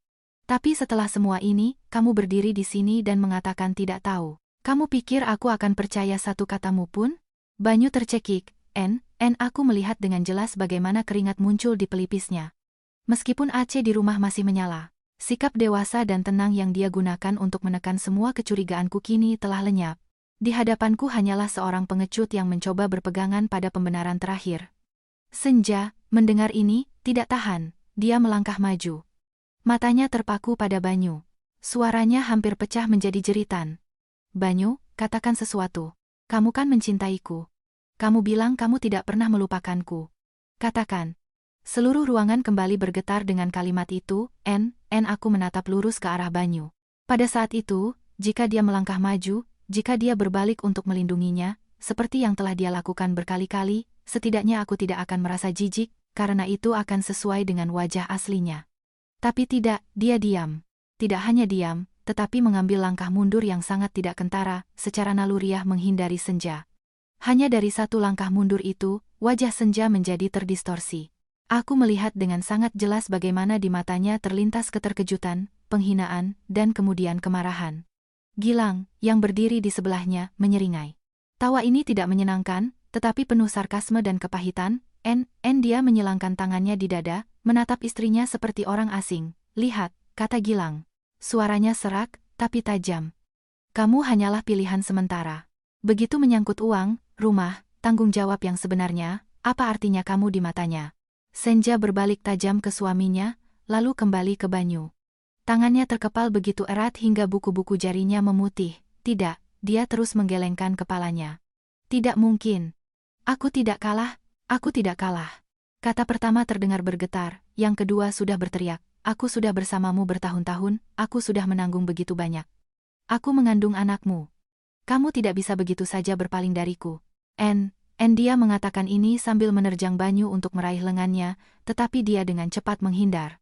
Gerakan mengelak ini seperti pisau yang menusuk harga diri terakhir yang tersisa pada Senja. Dia membeku. Rambutnya acak-acakan, wajahnya berlinang air mata, tetapi matanya berkilat karena sakit hati dan amarah. Pada saat itu aku sadar bahwa wanita ini telah sepenuhnya kehilangan kendali. Dan pada saat itulah aku sadar bahwa aku sudah muak. Aku tidak ingin mendengar pembenaran lagi, tidak ingin melihat mereka saling menggerogoti dengan cinta kotor mereka lagi. Aku merogoh saku, mengeluarkan ponselku. Ketiganya menatapku. Aku membuka kunci layar dengan sangat perlahan. Tenang dan dingin, lalu menekan folder yang sudah disiapkan. Pertama adalah tangkapan layar dari pesan-pesan ambigu Senja kepada Banyu, lalu riwayat transfer, lalu rekaman audio singkat dari ruang tamu tempat Senja berdiri di sebelahnya. Suaranya luar biasa pelan, dan Banyu menjawabnya dengan nada yang belum pernah kudengar darinya selama bertahun-tahun ini.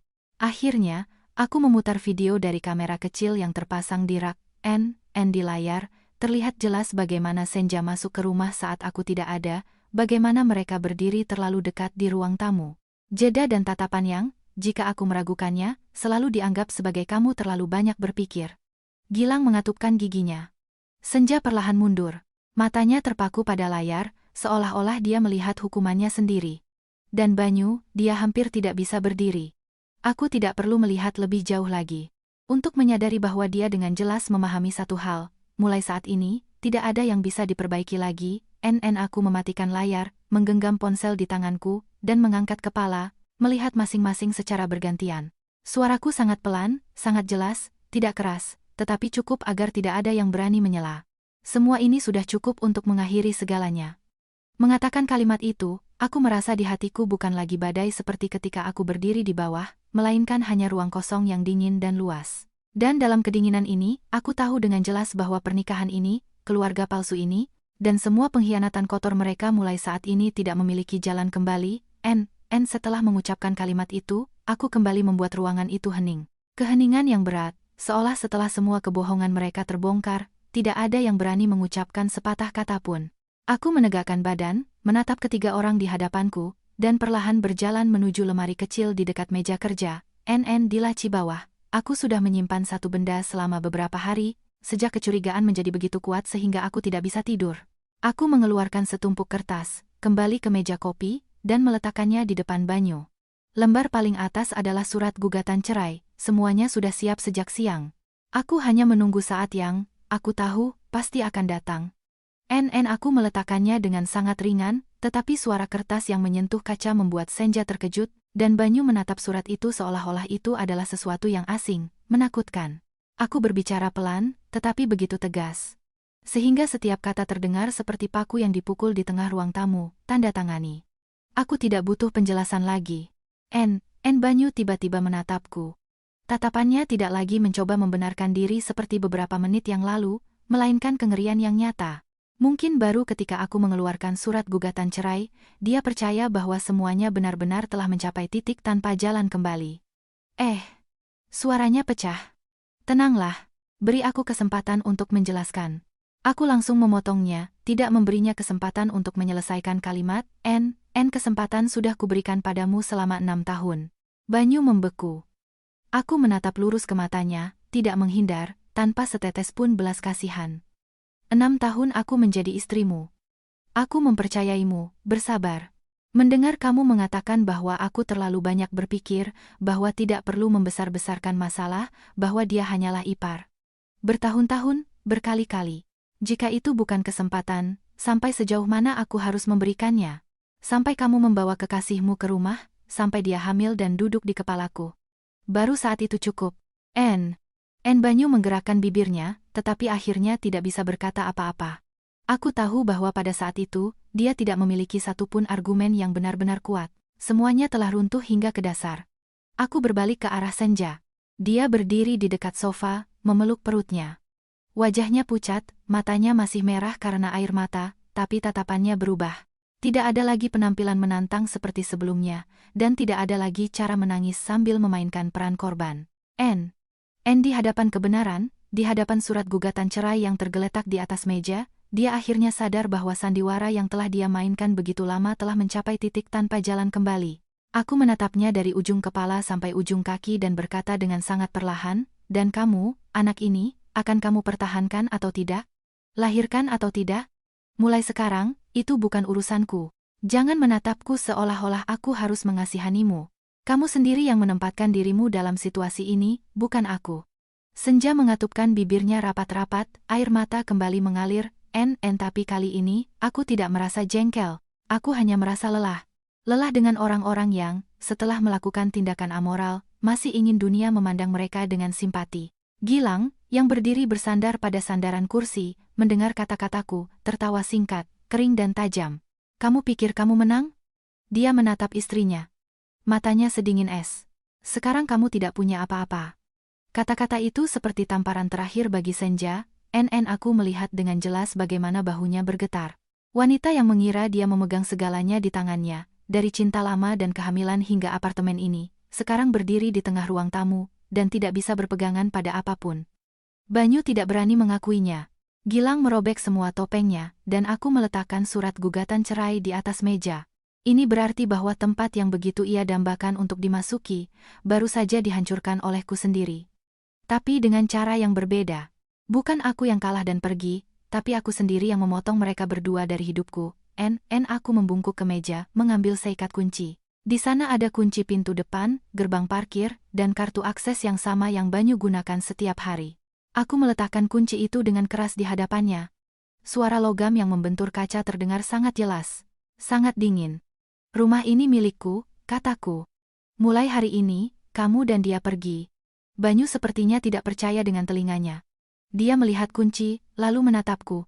Matanya melebar. Kamu mengusirku." Aku menatap lurus ke matanya. Jika ini terjadi beberapa bulan yang lalu, mungkin satu pertanyaan ini saja akan membuat hatiku sakit, tapi sekarang tidak. Aku begitu tenang sehingga aku sendiri merasa asing. "Tidak," jawabku. "Aku tidak mengusirmu. Aku hanya mengembalikanmu ke tempatmu." Dia berkedip, seolah tidak mengerti. Aku mengucapkan setiap kata dengan jelas, tidak meninggikan suara, tetapi agar setiap kata menampar wajahnya. "Orang asing." Begitu ketiga kata itu terdengar, wajah Banyu memucat. Mungkin baru saat itu dia sadar bahwa kerugian terbesar bukanlah apartemen, bukan perceraian, tetapi fakta bahwa mulai saat ini, di mataku, dia bukan lagi suami, bukan kerabat, bahkan bukan bagian dari kehidupan ini. Hanya orang asing. Orang asing yang pernah masuk ke sini, menghancurkan segalanya, dan sekarang harus pergi. Senja berdiri terpaku. Gilang berpaling. Bahunya menegang, seolah-olah dia mencoba menelan gumpalan besar di tenggorokannya. Dan aku, setelah mengatakan itu, tanpa menunggu sepatah kata pun lagi, berbalik dan langsung pergi ke kamar tidur. Aku menarik koper, membuka lemari, mengambil beberapa set pakaian yang diperlukan dan dokumen penting, menyisihkannya. Aku tidak membuat keributan, tidak melempar barang, tidak memaki, karena pada saat itu aku tidak perlu menggunakan kebisingan untuk membuktikan rasa sakitku. Justru keheninganlah yang membuat rumah ini paling menakutkan. Dari ruang tamu, aku masih mendengar napas mereka yang terengah-engah. Suara kursi yang digeser, isak tangis pelan Senja, Banyu memanggil namaku dengan pelan, tetapi tidak berani masuk. Semua itu menyatu menjadi gumpalan suara yang kacau, sesak, dan menyedihkan. Tapi aku tidak menoleh ke belakang, karena aku tahu betul. Mulai saat ini, ruangan di belakangku bukan lagi tempat kebahagiaan palsu. Itu hanyalah tempat di mana semua kebohongan baru saja terungkap sepenuhnya. Dan aku, akhirnya, adalah satu-satunya yang cukup sadar untuk keluar dari sana. Baru saja aku mengambil beberapa dokumen pribadi lagi dari laci, tiba-tiba terdengar suara keras di ruang tamu. Bukan teriakan, bukan langkah kaki yang tidak biasa, melainkan suara kursi yang digeser dan suara kertas yang disobek dari meja. Aku berbalik tajam. Saat itu, Senja menerkam dan merebut tumpukan surat gugatan cerai yang kuletakkan di depan Banyu. Semuanya terjadi dalam sekejap. Dia menggenggam lembaran-lembaran itu di tangannya. Matanya merah menyala, rambutnya acak-acakan, dan dia merobeknya tepat di tengah ruang tamu. Suara kertas yang robek, bergema berulang kali, kering dan mengerikan. Potongan-potongan kertas putih bertebaran di lantai, tersangkut di kaki meja, menempel di tepi kursi. Senja terengah-engah, dadanya naik turun, dan dia menatapku tajam. Suaranya menjadi melengking, hampir kehilangan semua kelembutan femininnya. Kamu pikir kamu menang? Belum. Aku berdiri di ambang pintu kamar tidur, masih memegang map berisi dokumen, mengamati adegan ini dalam diam. Mungkin Senja berpikir dengan merobek beberapa lembar kertas, dia bisa merobek keputusanku juga. Tapi, yang membuatku ngeri bukanlah tindakan impulsif ini, melainkan fakta bahwa bahkan dalam situasi ini, dia masih merasa berhak menyatakan perang padaku di rumahku sendiri. Banyu, pada saat itu, sepertinya tersadar dari kebingungannya. Dia berteriak. Suaranya marah sekaligus panik. Senja, diamlah. Tapi semakin dia dihentikan, semakin dia tampak gila. Dia berbalik tajam ke arahnya, air mata masih membasahi pipinya, tetapi wajahnya terdistorsi oleh sakit hati dan kebencian. Sekarang kamu takut? Ya? Dia menunjuk Banyu. Bibirnya bergetar. Saat kamu tidur denganku, kenapa kamu tidak takut? Saat kamu memelukku, berjanji padaku, mengatakan bahwa cepat atau lambat kamu akan menceraikan istrimu untuk menikahiku? Mengapa kamu tidak takut? Kata-kata ini, seperti bom, meledak tepat di tengah ruang tamu. Meskipun aku sudah melihat dan mendengar yang paling kotor, tetapi ketika Senja mengeluarkan semuanya, rumah itu seolah bergetar sekali lagi. Banyu memucat. Wajahnya menjadi begitu putih, sehingga aku pikir jika seseorang mendorongnya dengan ringan, dia akan jatuh ke lantai. Gilang mengepalkan tinjunya begitu erat hingga urat-urat di lehernya menonjol, dan aku hanya berdiri dan melihat mereka saling merobek topeng tepat di depan mataku. Senja menangis dan tertawa pada saat yang bersamaan. Tawa orang yang terpojok dan memutuskan untuk tidak meninggalkan jalan keluar bagi siapapun. Dia merogoh tasnya, mengeluarkan ponsel, dan mengangkatnya di depan kami seperti pisau. Kamu pikir bisa berpaling dan selesai? Dia tertawa jahat. Aku masih punya semuanya di sini. Rekaman suara, pesan, foto. Apa yang kamu katakan padaku? Apa yang kamu janjikan? Kamu lupa, tapi aku tidak. Lalu dia menatap lurus ke arah Banyu. Suaranya menjadi keras. Setiap kata seperti tembakan ke wajahnya. Jika aku tidak hidup tenang hari ini, maka seluruh keluarga ini tidak akan bisa mengangkat kepala. Banyu, seolah disiram minyak, menerkamnya dengan sangat cepat, menggeram. Kemarikan. Tapi Senja menghindar, memeluk ponselnya ke dada. Mereka mulai berebut di dekat meja kopi. Satu mencoba merebut, yang lain menahan. Suara napas berat, gesekan kaki di tepi kursi, suara benda-benda yang digeser. Aku baru saja mengambil 2 langkah. Ketika terdengar bunyi krak, ponsel itu jatuh ke lantai, meluncur di atas ubin, dan berhenti di dekat kaki sofa. Layarnya masih menyala. Mungkin bahkan surga ingin aku melihat semuanya sampai akhir. Tepat pada saat itu, layar ponsel dengan jelas menampilkan serangkaian foto dan pesan yang belum sempat terkunci. Aku melihat obrolan yang penuh dengan panggilan sayang, janji bertemu di hotel. Pesan seperti, "Tunggu aku sebentar lagi, hari ini aku sangat merindukanmu." Dan bahkan foto yang diambil dari samping di tempat tidur, di mana Banyu tidur dengan mata terpejam, kerahnya terbuka, dan tangan Senja berada tepat di dadanya. Tidak perlu melihat dari dekat untuk memahami bahwa ini bukan satu kesalahan sesaat, melainkan serangkaian panjang pertemuan rahasia yang tak tahu malu. Gilang. Melihat layar itu, seolah disiram bensin, menendang kursi di dekat meja dengan keras. Kursi itu jatuh dengan suara gaduh, membentur kaki lemari, teriak Gilang. Suaranya pecah. Kamu mencuri istriku dan masih berdiri di sini meminta kesempatan. Kemarahan di matanya saat itu tidak lagi pura-pura atau tertahan. Itu adalah penghinaan seorang pria yang dikhianati oleh saudara kandung dan istrinya. Aku pikir Gilang akan langsung menghajar Banyu. Sejujurnya, jika dia melakukannya, aku tidak akan terkejut, tapi tidak. Gilang membeku. Dadanya naik turun, lalu dia tiba-tiba berbalik ke arahku. Wajahnya terdistorsi oleh tawa yang lebih pahit dari air mata. "Kakak, lihat," katanya dengan suara serak. Di mata mereka, kamu dan aku hanyalah 2 tameng. Kamu adalah kedok, agar dia bisa menjadi suami yang baik, dan aku adalah mayat hidup, agar dia bisa masuk ke rumah ini. Kata-kata itu anehnya beresonansi denganku, karena itu adalah kebenaran. Kebenaran sampai pada titik di mana tidak mungkin untuk diperdebatkan. Aku dan Gilang, 2 orang yang tampaknya sama sekali tidak berhubungan, akhirnya berada dalam peran yang sama. Peran mereka yang digunakan agar orang lain bisa memainkan permainan cinta kotor mereka. Suasana di ruangan itu memanas, seperti air sebelum mendidih, ketika terdengar ketukan mendesak dari luar. Bukan ketukan biasa, melainkan tergesa-gesa, kuat, terus-menerus, seolah orang di balik pintu benar-benar panik. Tidak ada yang uspel bereaksi ketika pintu terbuka. Ibu Wati, Ibu Banyu dan Gilang masuk.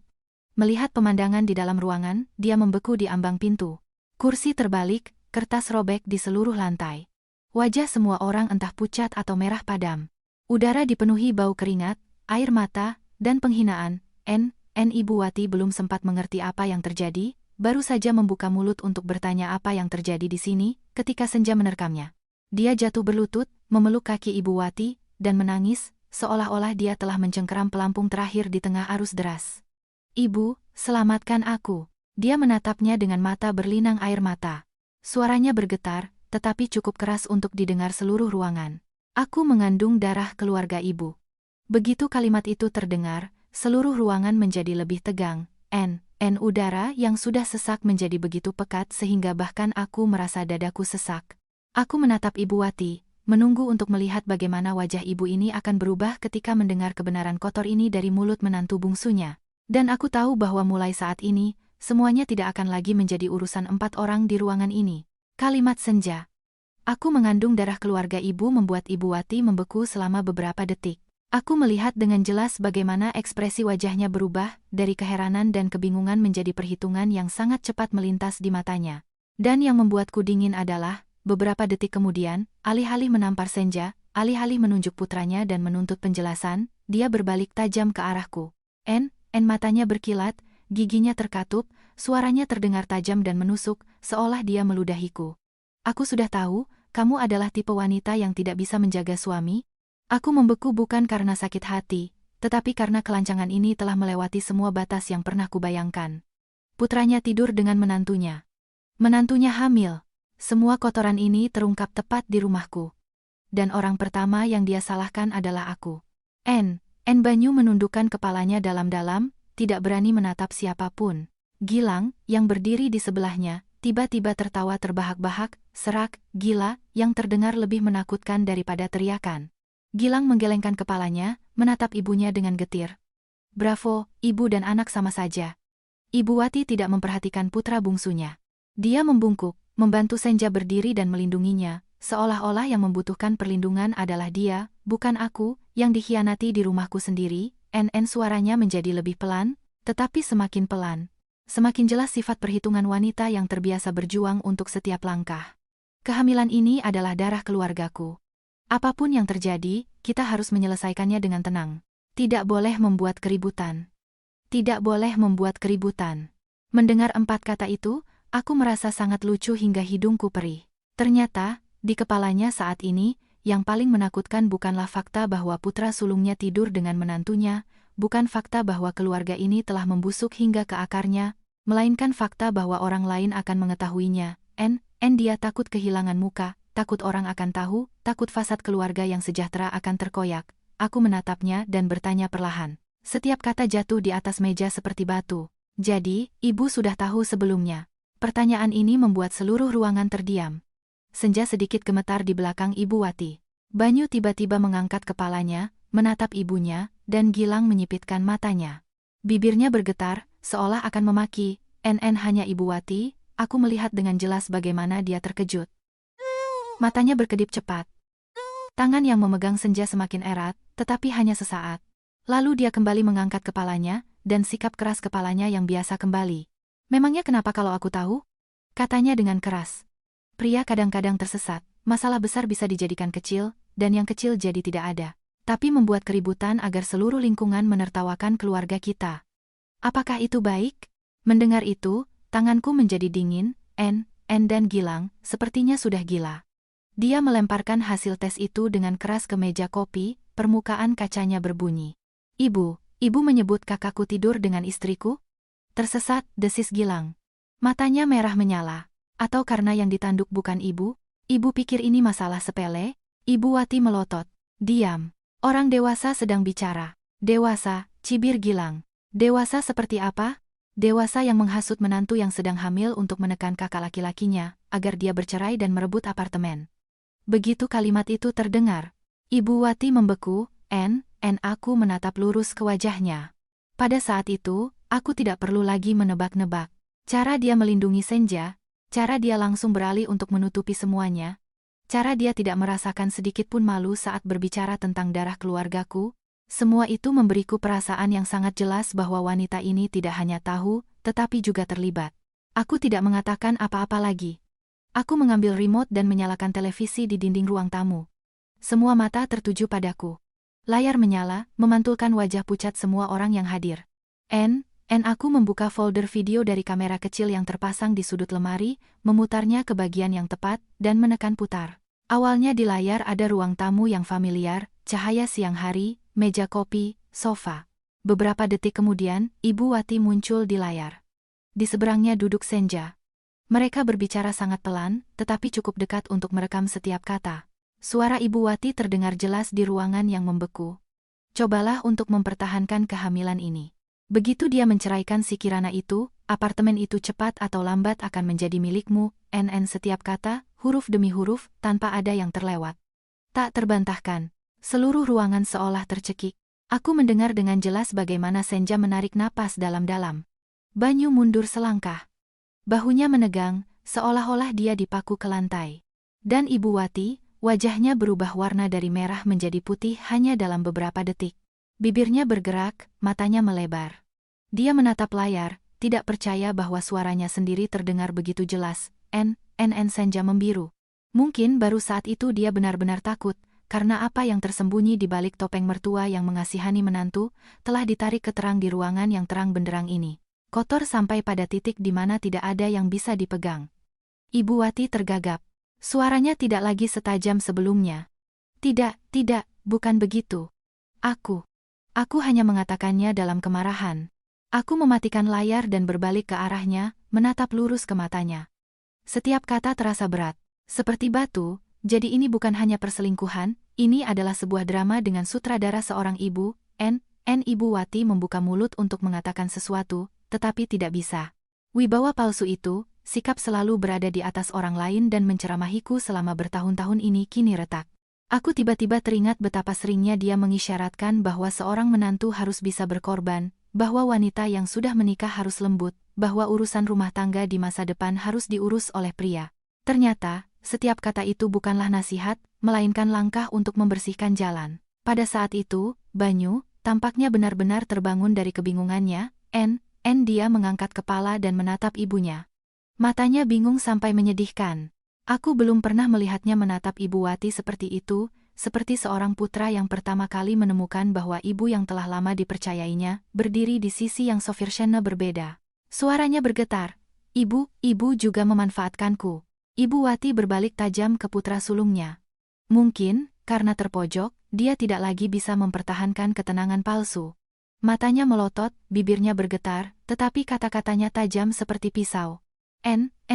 Untuk siapa aku melakukan ini? Untuk keluarga ini, untuk masa depanmu. Begitu kalimat itu terdengar, seluruh ruangan membeku. Tidak ada lagi yang perlu dikatakan. Dia sendiri telah mengakui semuanya. Bukan karena cinta pada putranya, bukan karena dia tersesat, bukan karena keinginan untuk menjaga kedamaian keluarga, tetapi karena apartemen ini, karena properti ini, karena keserakahan yang ditutupi dengan kata-kata, ibu dan mertua. Aku berdiri dan menatap wanita ini dan tiba-tiba merasa bahwa semua tahun kesabaranku sepadan.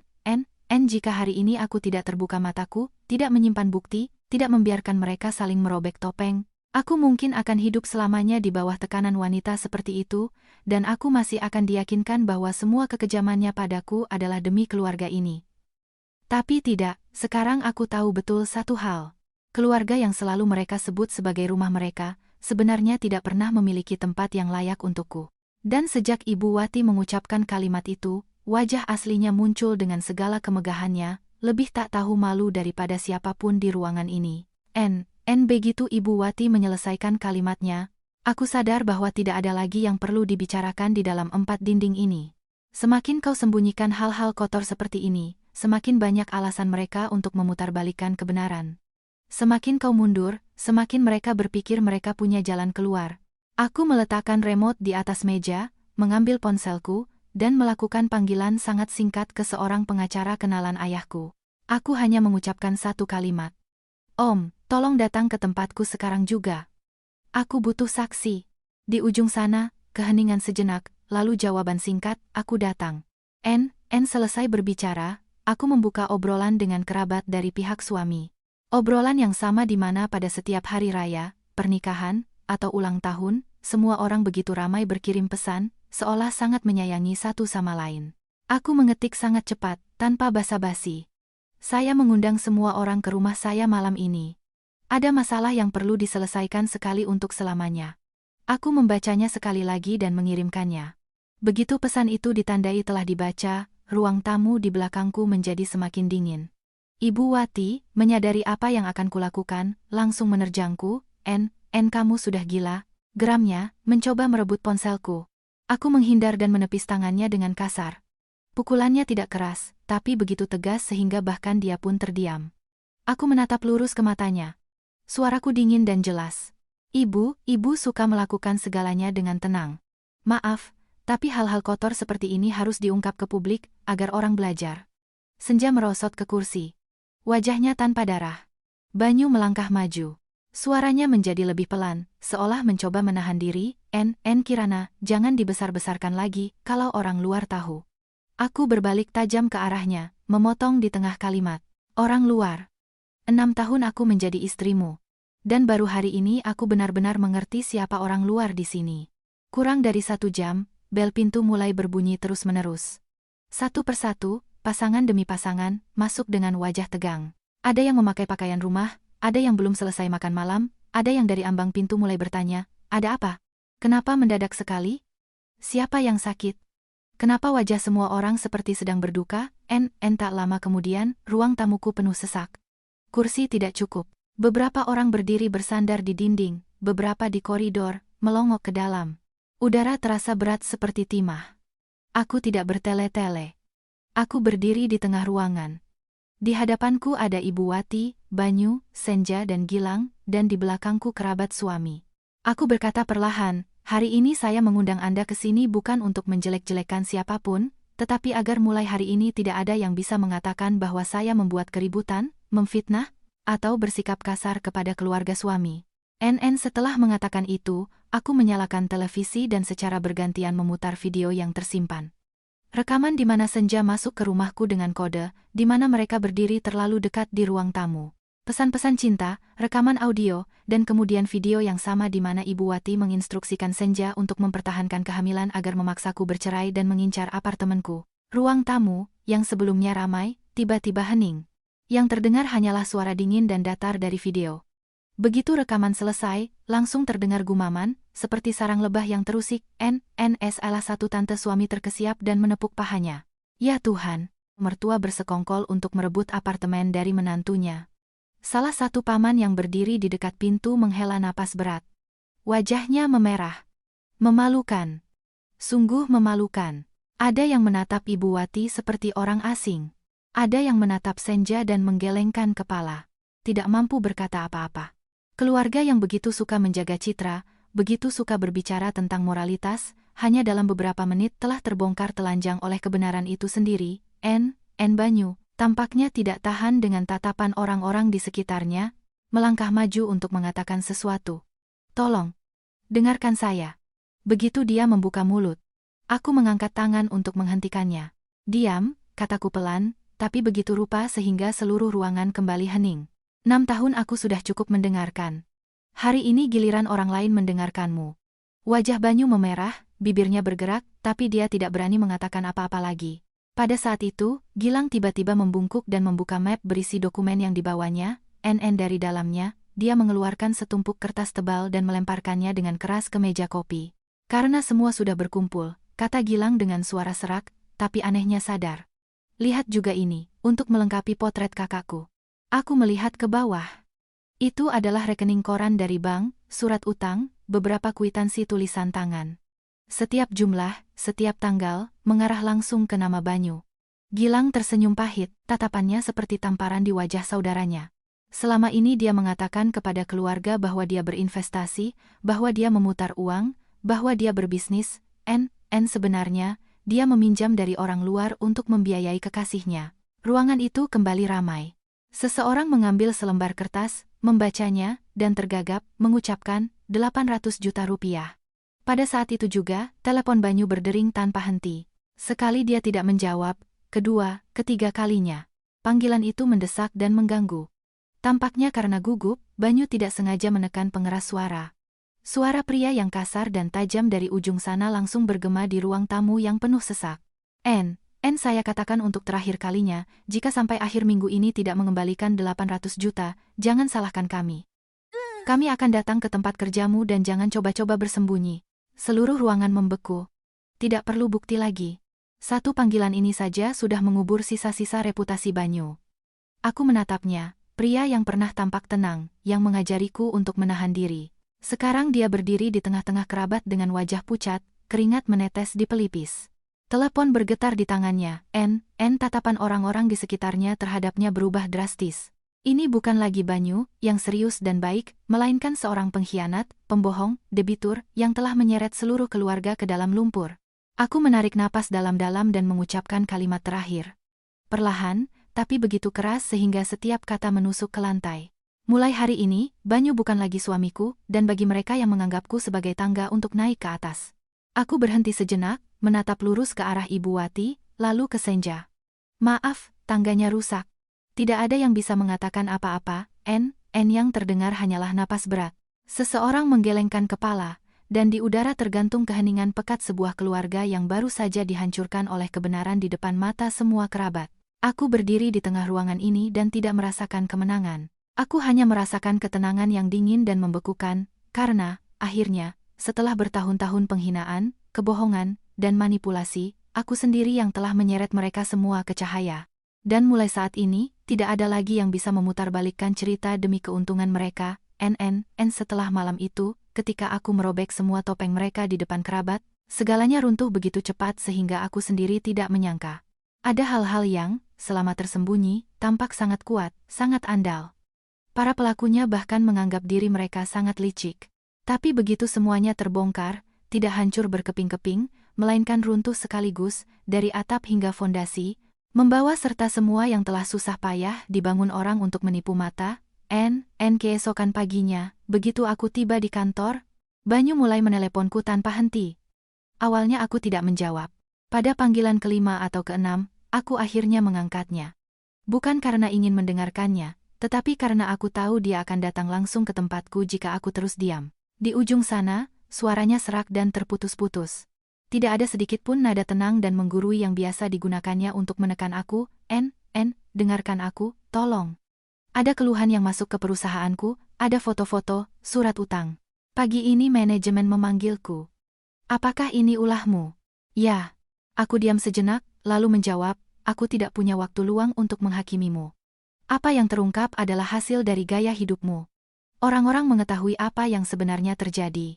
Dia diam selama beberapa detik, lalu tiba-tiba berbicara dengan suara pelan, hampir memohon.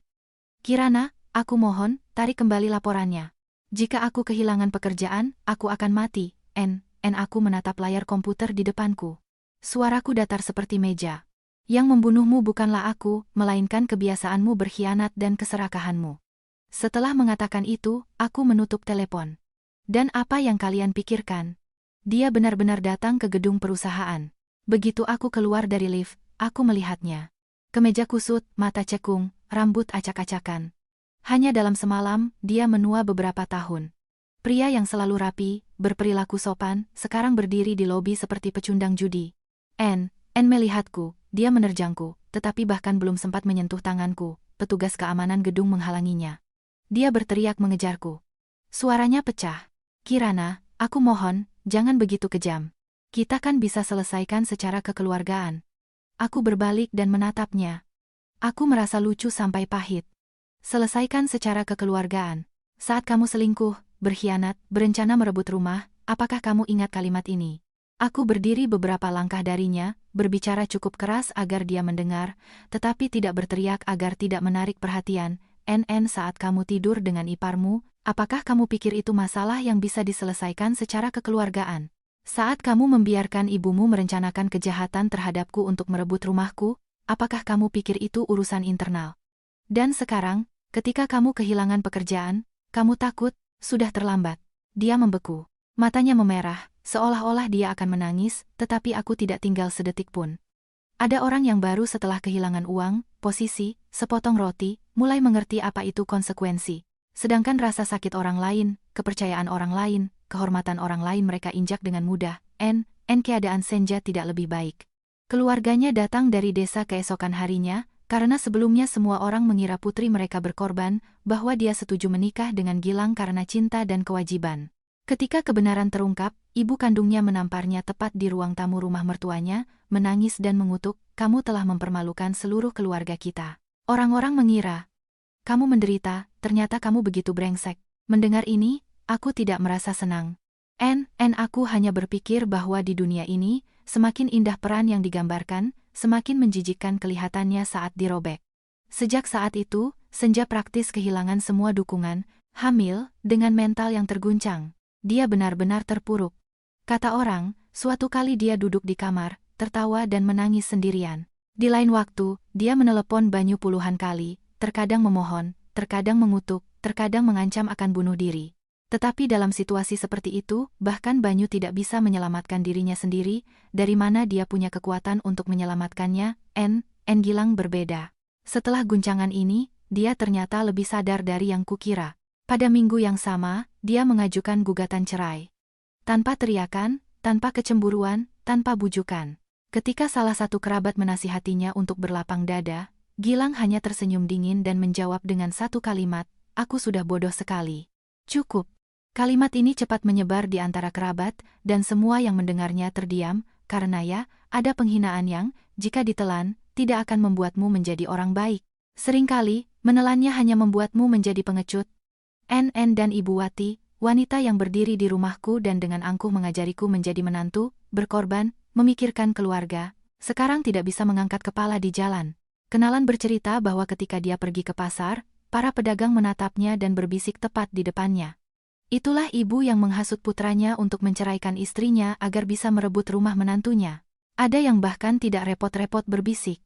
Setelah membeli seikat sayur, dia bergegas pulang, tidak berani menawar seperti dulu. Wajah yang sama yang dia jaga seumur hidup, akhirnya diinjak-injak oleh keserakahannya sendiri.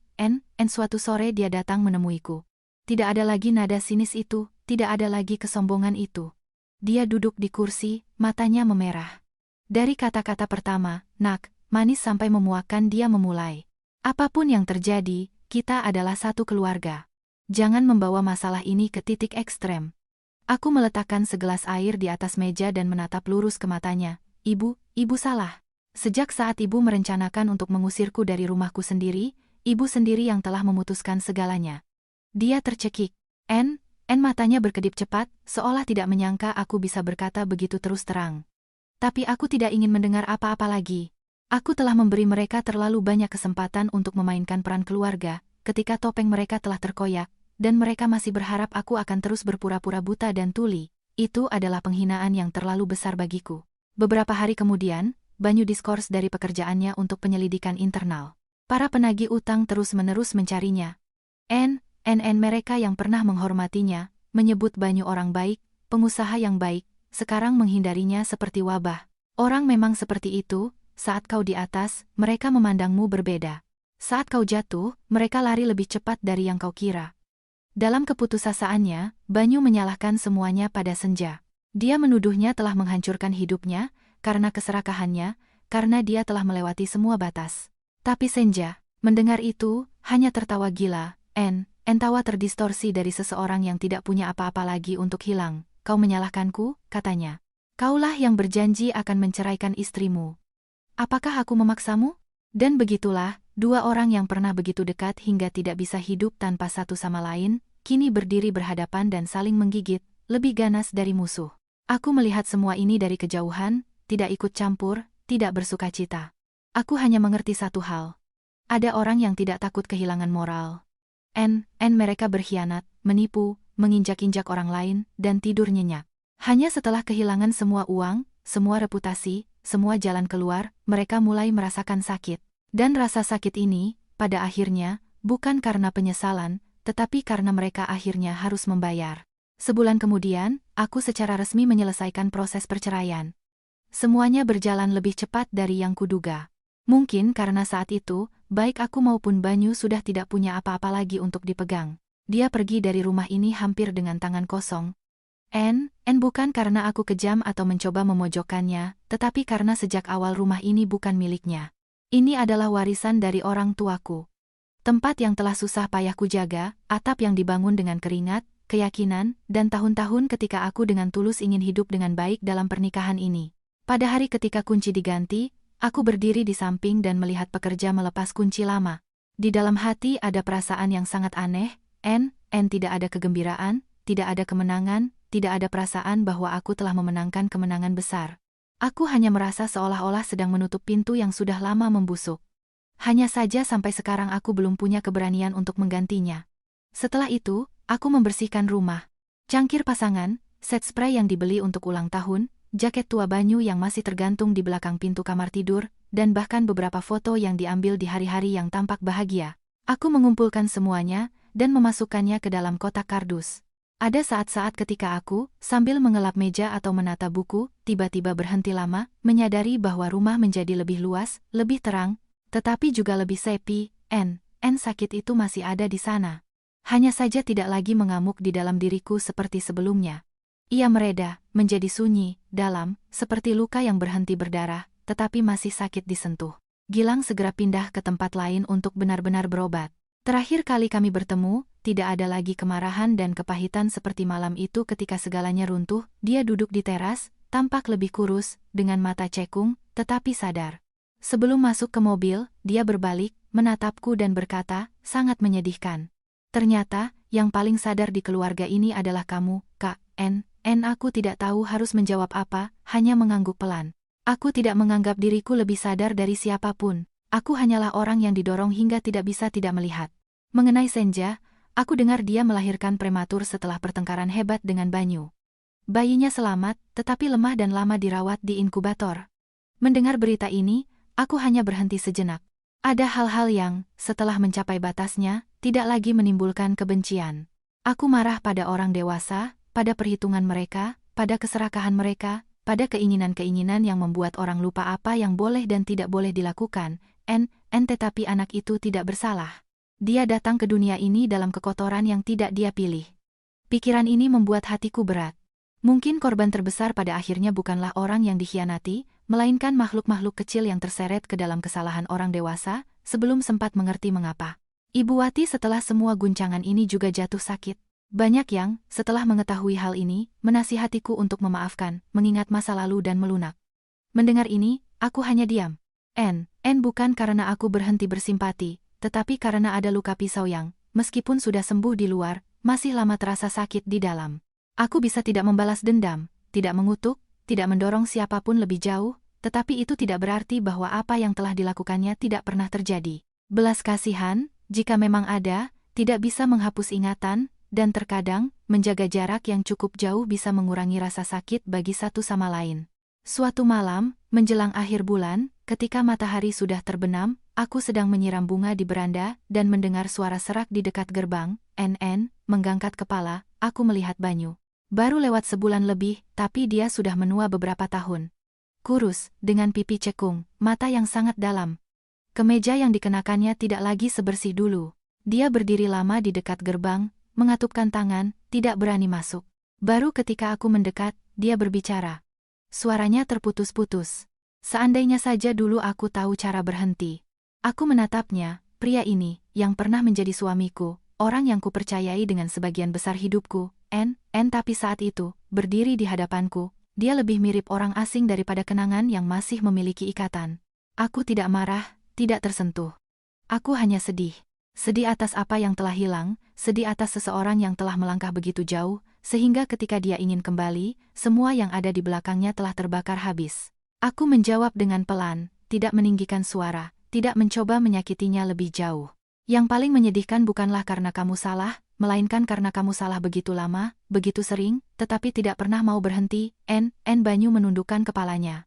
Aku tidak mendengarnya menangis, tetapi aku melihat bagaimana bahunya bergetar. Kami berdiri seperti itu selama beberapa detik, tidak berkata apa-apa lagi. Aku tidak membanting pintu, tidak melontarkan kata-kata kasar. Aku hanya menutup gerbang dengan pelan. Ada orang yang pada suatu saat tidak perlu dibalas, karena hidup sendiri diam-diam melakukannya untukmu. Setelah semua itu, Aku kembali ke kehidupanku yang biasa. Pulang kerja, memasak makan malam untuk satu orang, di akhir pekan, mencuci spray. Membersihkan balkon, mengganti bunga di vas di meja makan. Hal-hal sepele ini mengembalikanku ke kehidupan yang paling nyata. Ada makan malam ketika aku sendirian. Duduk di depan piring, aku tidak lagi mendengar pertanyaan siapapun. Aku masih merasa hampa. Tapi kehampaan ini tidak lagi begitu menyesakkan seperti sebelumnya. Ini adalah kehampaan yang dilalui angin. Mungkin dingin, tetapi bisa bernapas. Aku sadar bahwa kesepian tidak seseram hidup di samping pengkhianat dan setiap hari berpura-pura bahwa semuanya baik-baik saja. Seringkali di malam hari aku duduk di dekat jendela, melihat matahari terbenam di balkon dan sinar emasnya yang tipis jatuh di ubin. Aku bisa duduk seperti itu sangat lama, tidak memikirkan hal-hal besar, hanya diam mengamati bagaimana cahaya berubah setiap menit. Dan suatu hari aku berkata pada diriku sendiri, bahwa hal yang paling menyakitkan bagi seorang wanita bukanlah saat dia dikhianati, melainkan saat ketika dia menyadari bahwa dia terlalu lama bersabar dengan orang yang tidak layak. Tetapi jika pada suatu saat kamu cukup sadar untuk pergi, maka belum terlambat. Kisahku tidak berakhir dengan sorak-sorai gembira, bukan kemenangan seperti dalam cerita-cerita yang suka diceritakan orang satu sama lain. Itu berakhir dengan ketenangan yang sangat dalam. Aku kehilangan pernikahan, kehilangan suami yang kupercaya akan menemaniku sampai akhir hayat, kehilangan sebagian besar waktu yang dengan tulus kuinvestasikan. Tetapi sebagai gantinya, aku menjaga martabatku, menjaga rumahku. Dan yang terpenting, aku menjaga diriku sendiri. Seorang wanita yang hampir hancur dalam drama keluarga yang kotor ini, tetapi masih bisa keluar sendiri. Perlahan, menyakitkan, tetapi tidak kehilangan bagian terakhir dari kesopanan.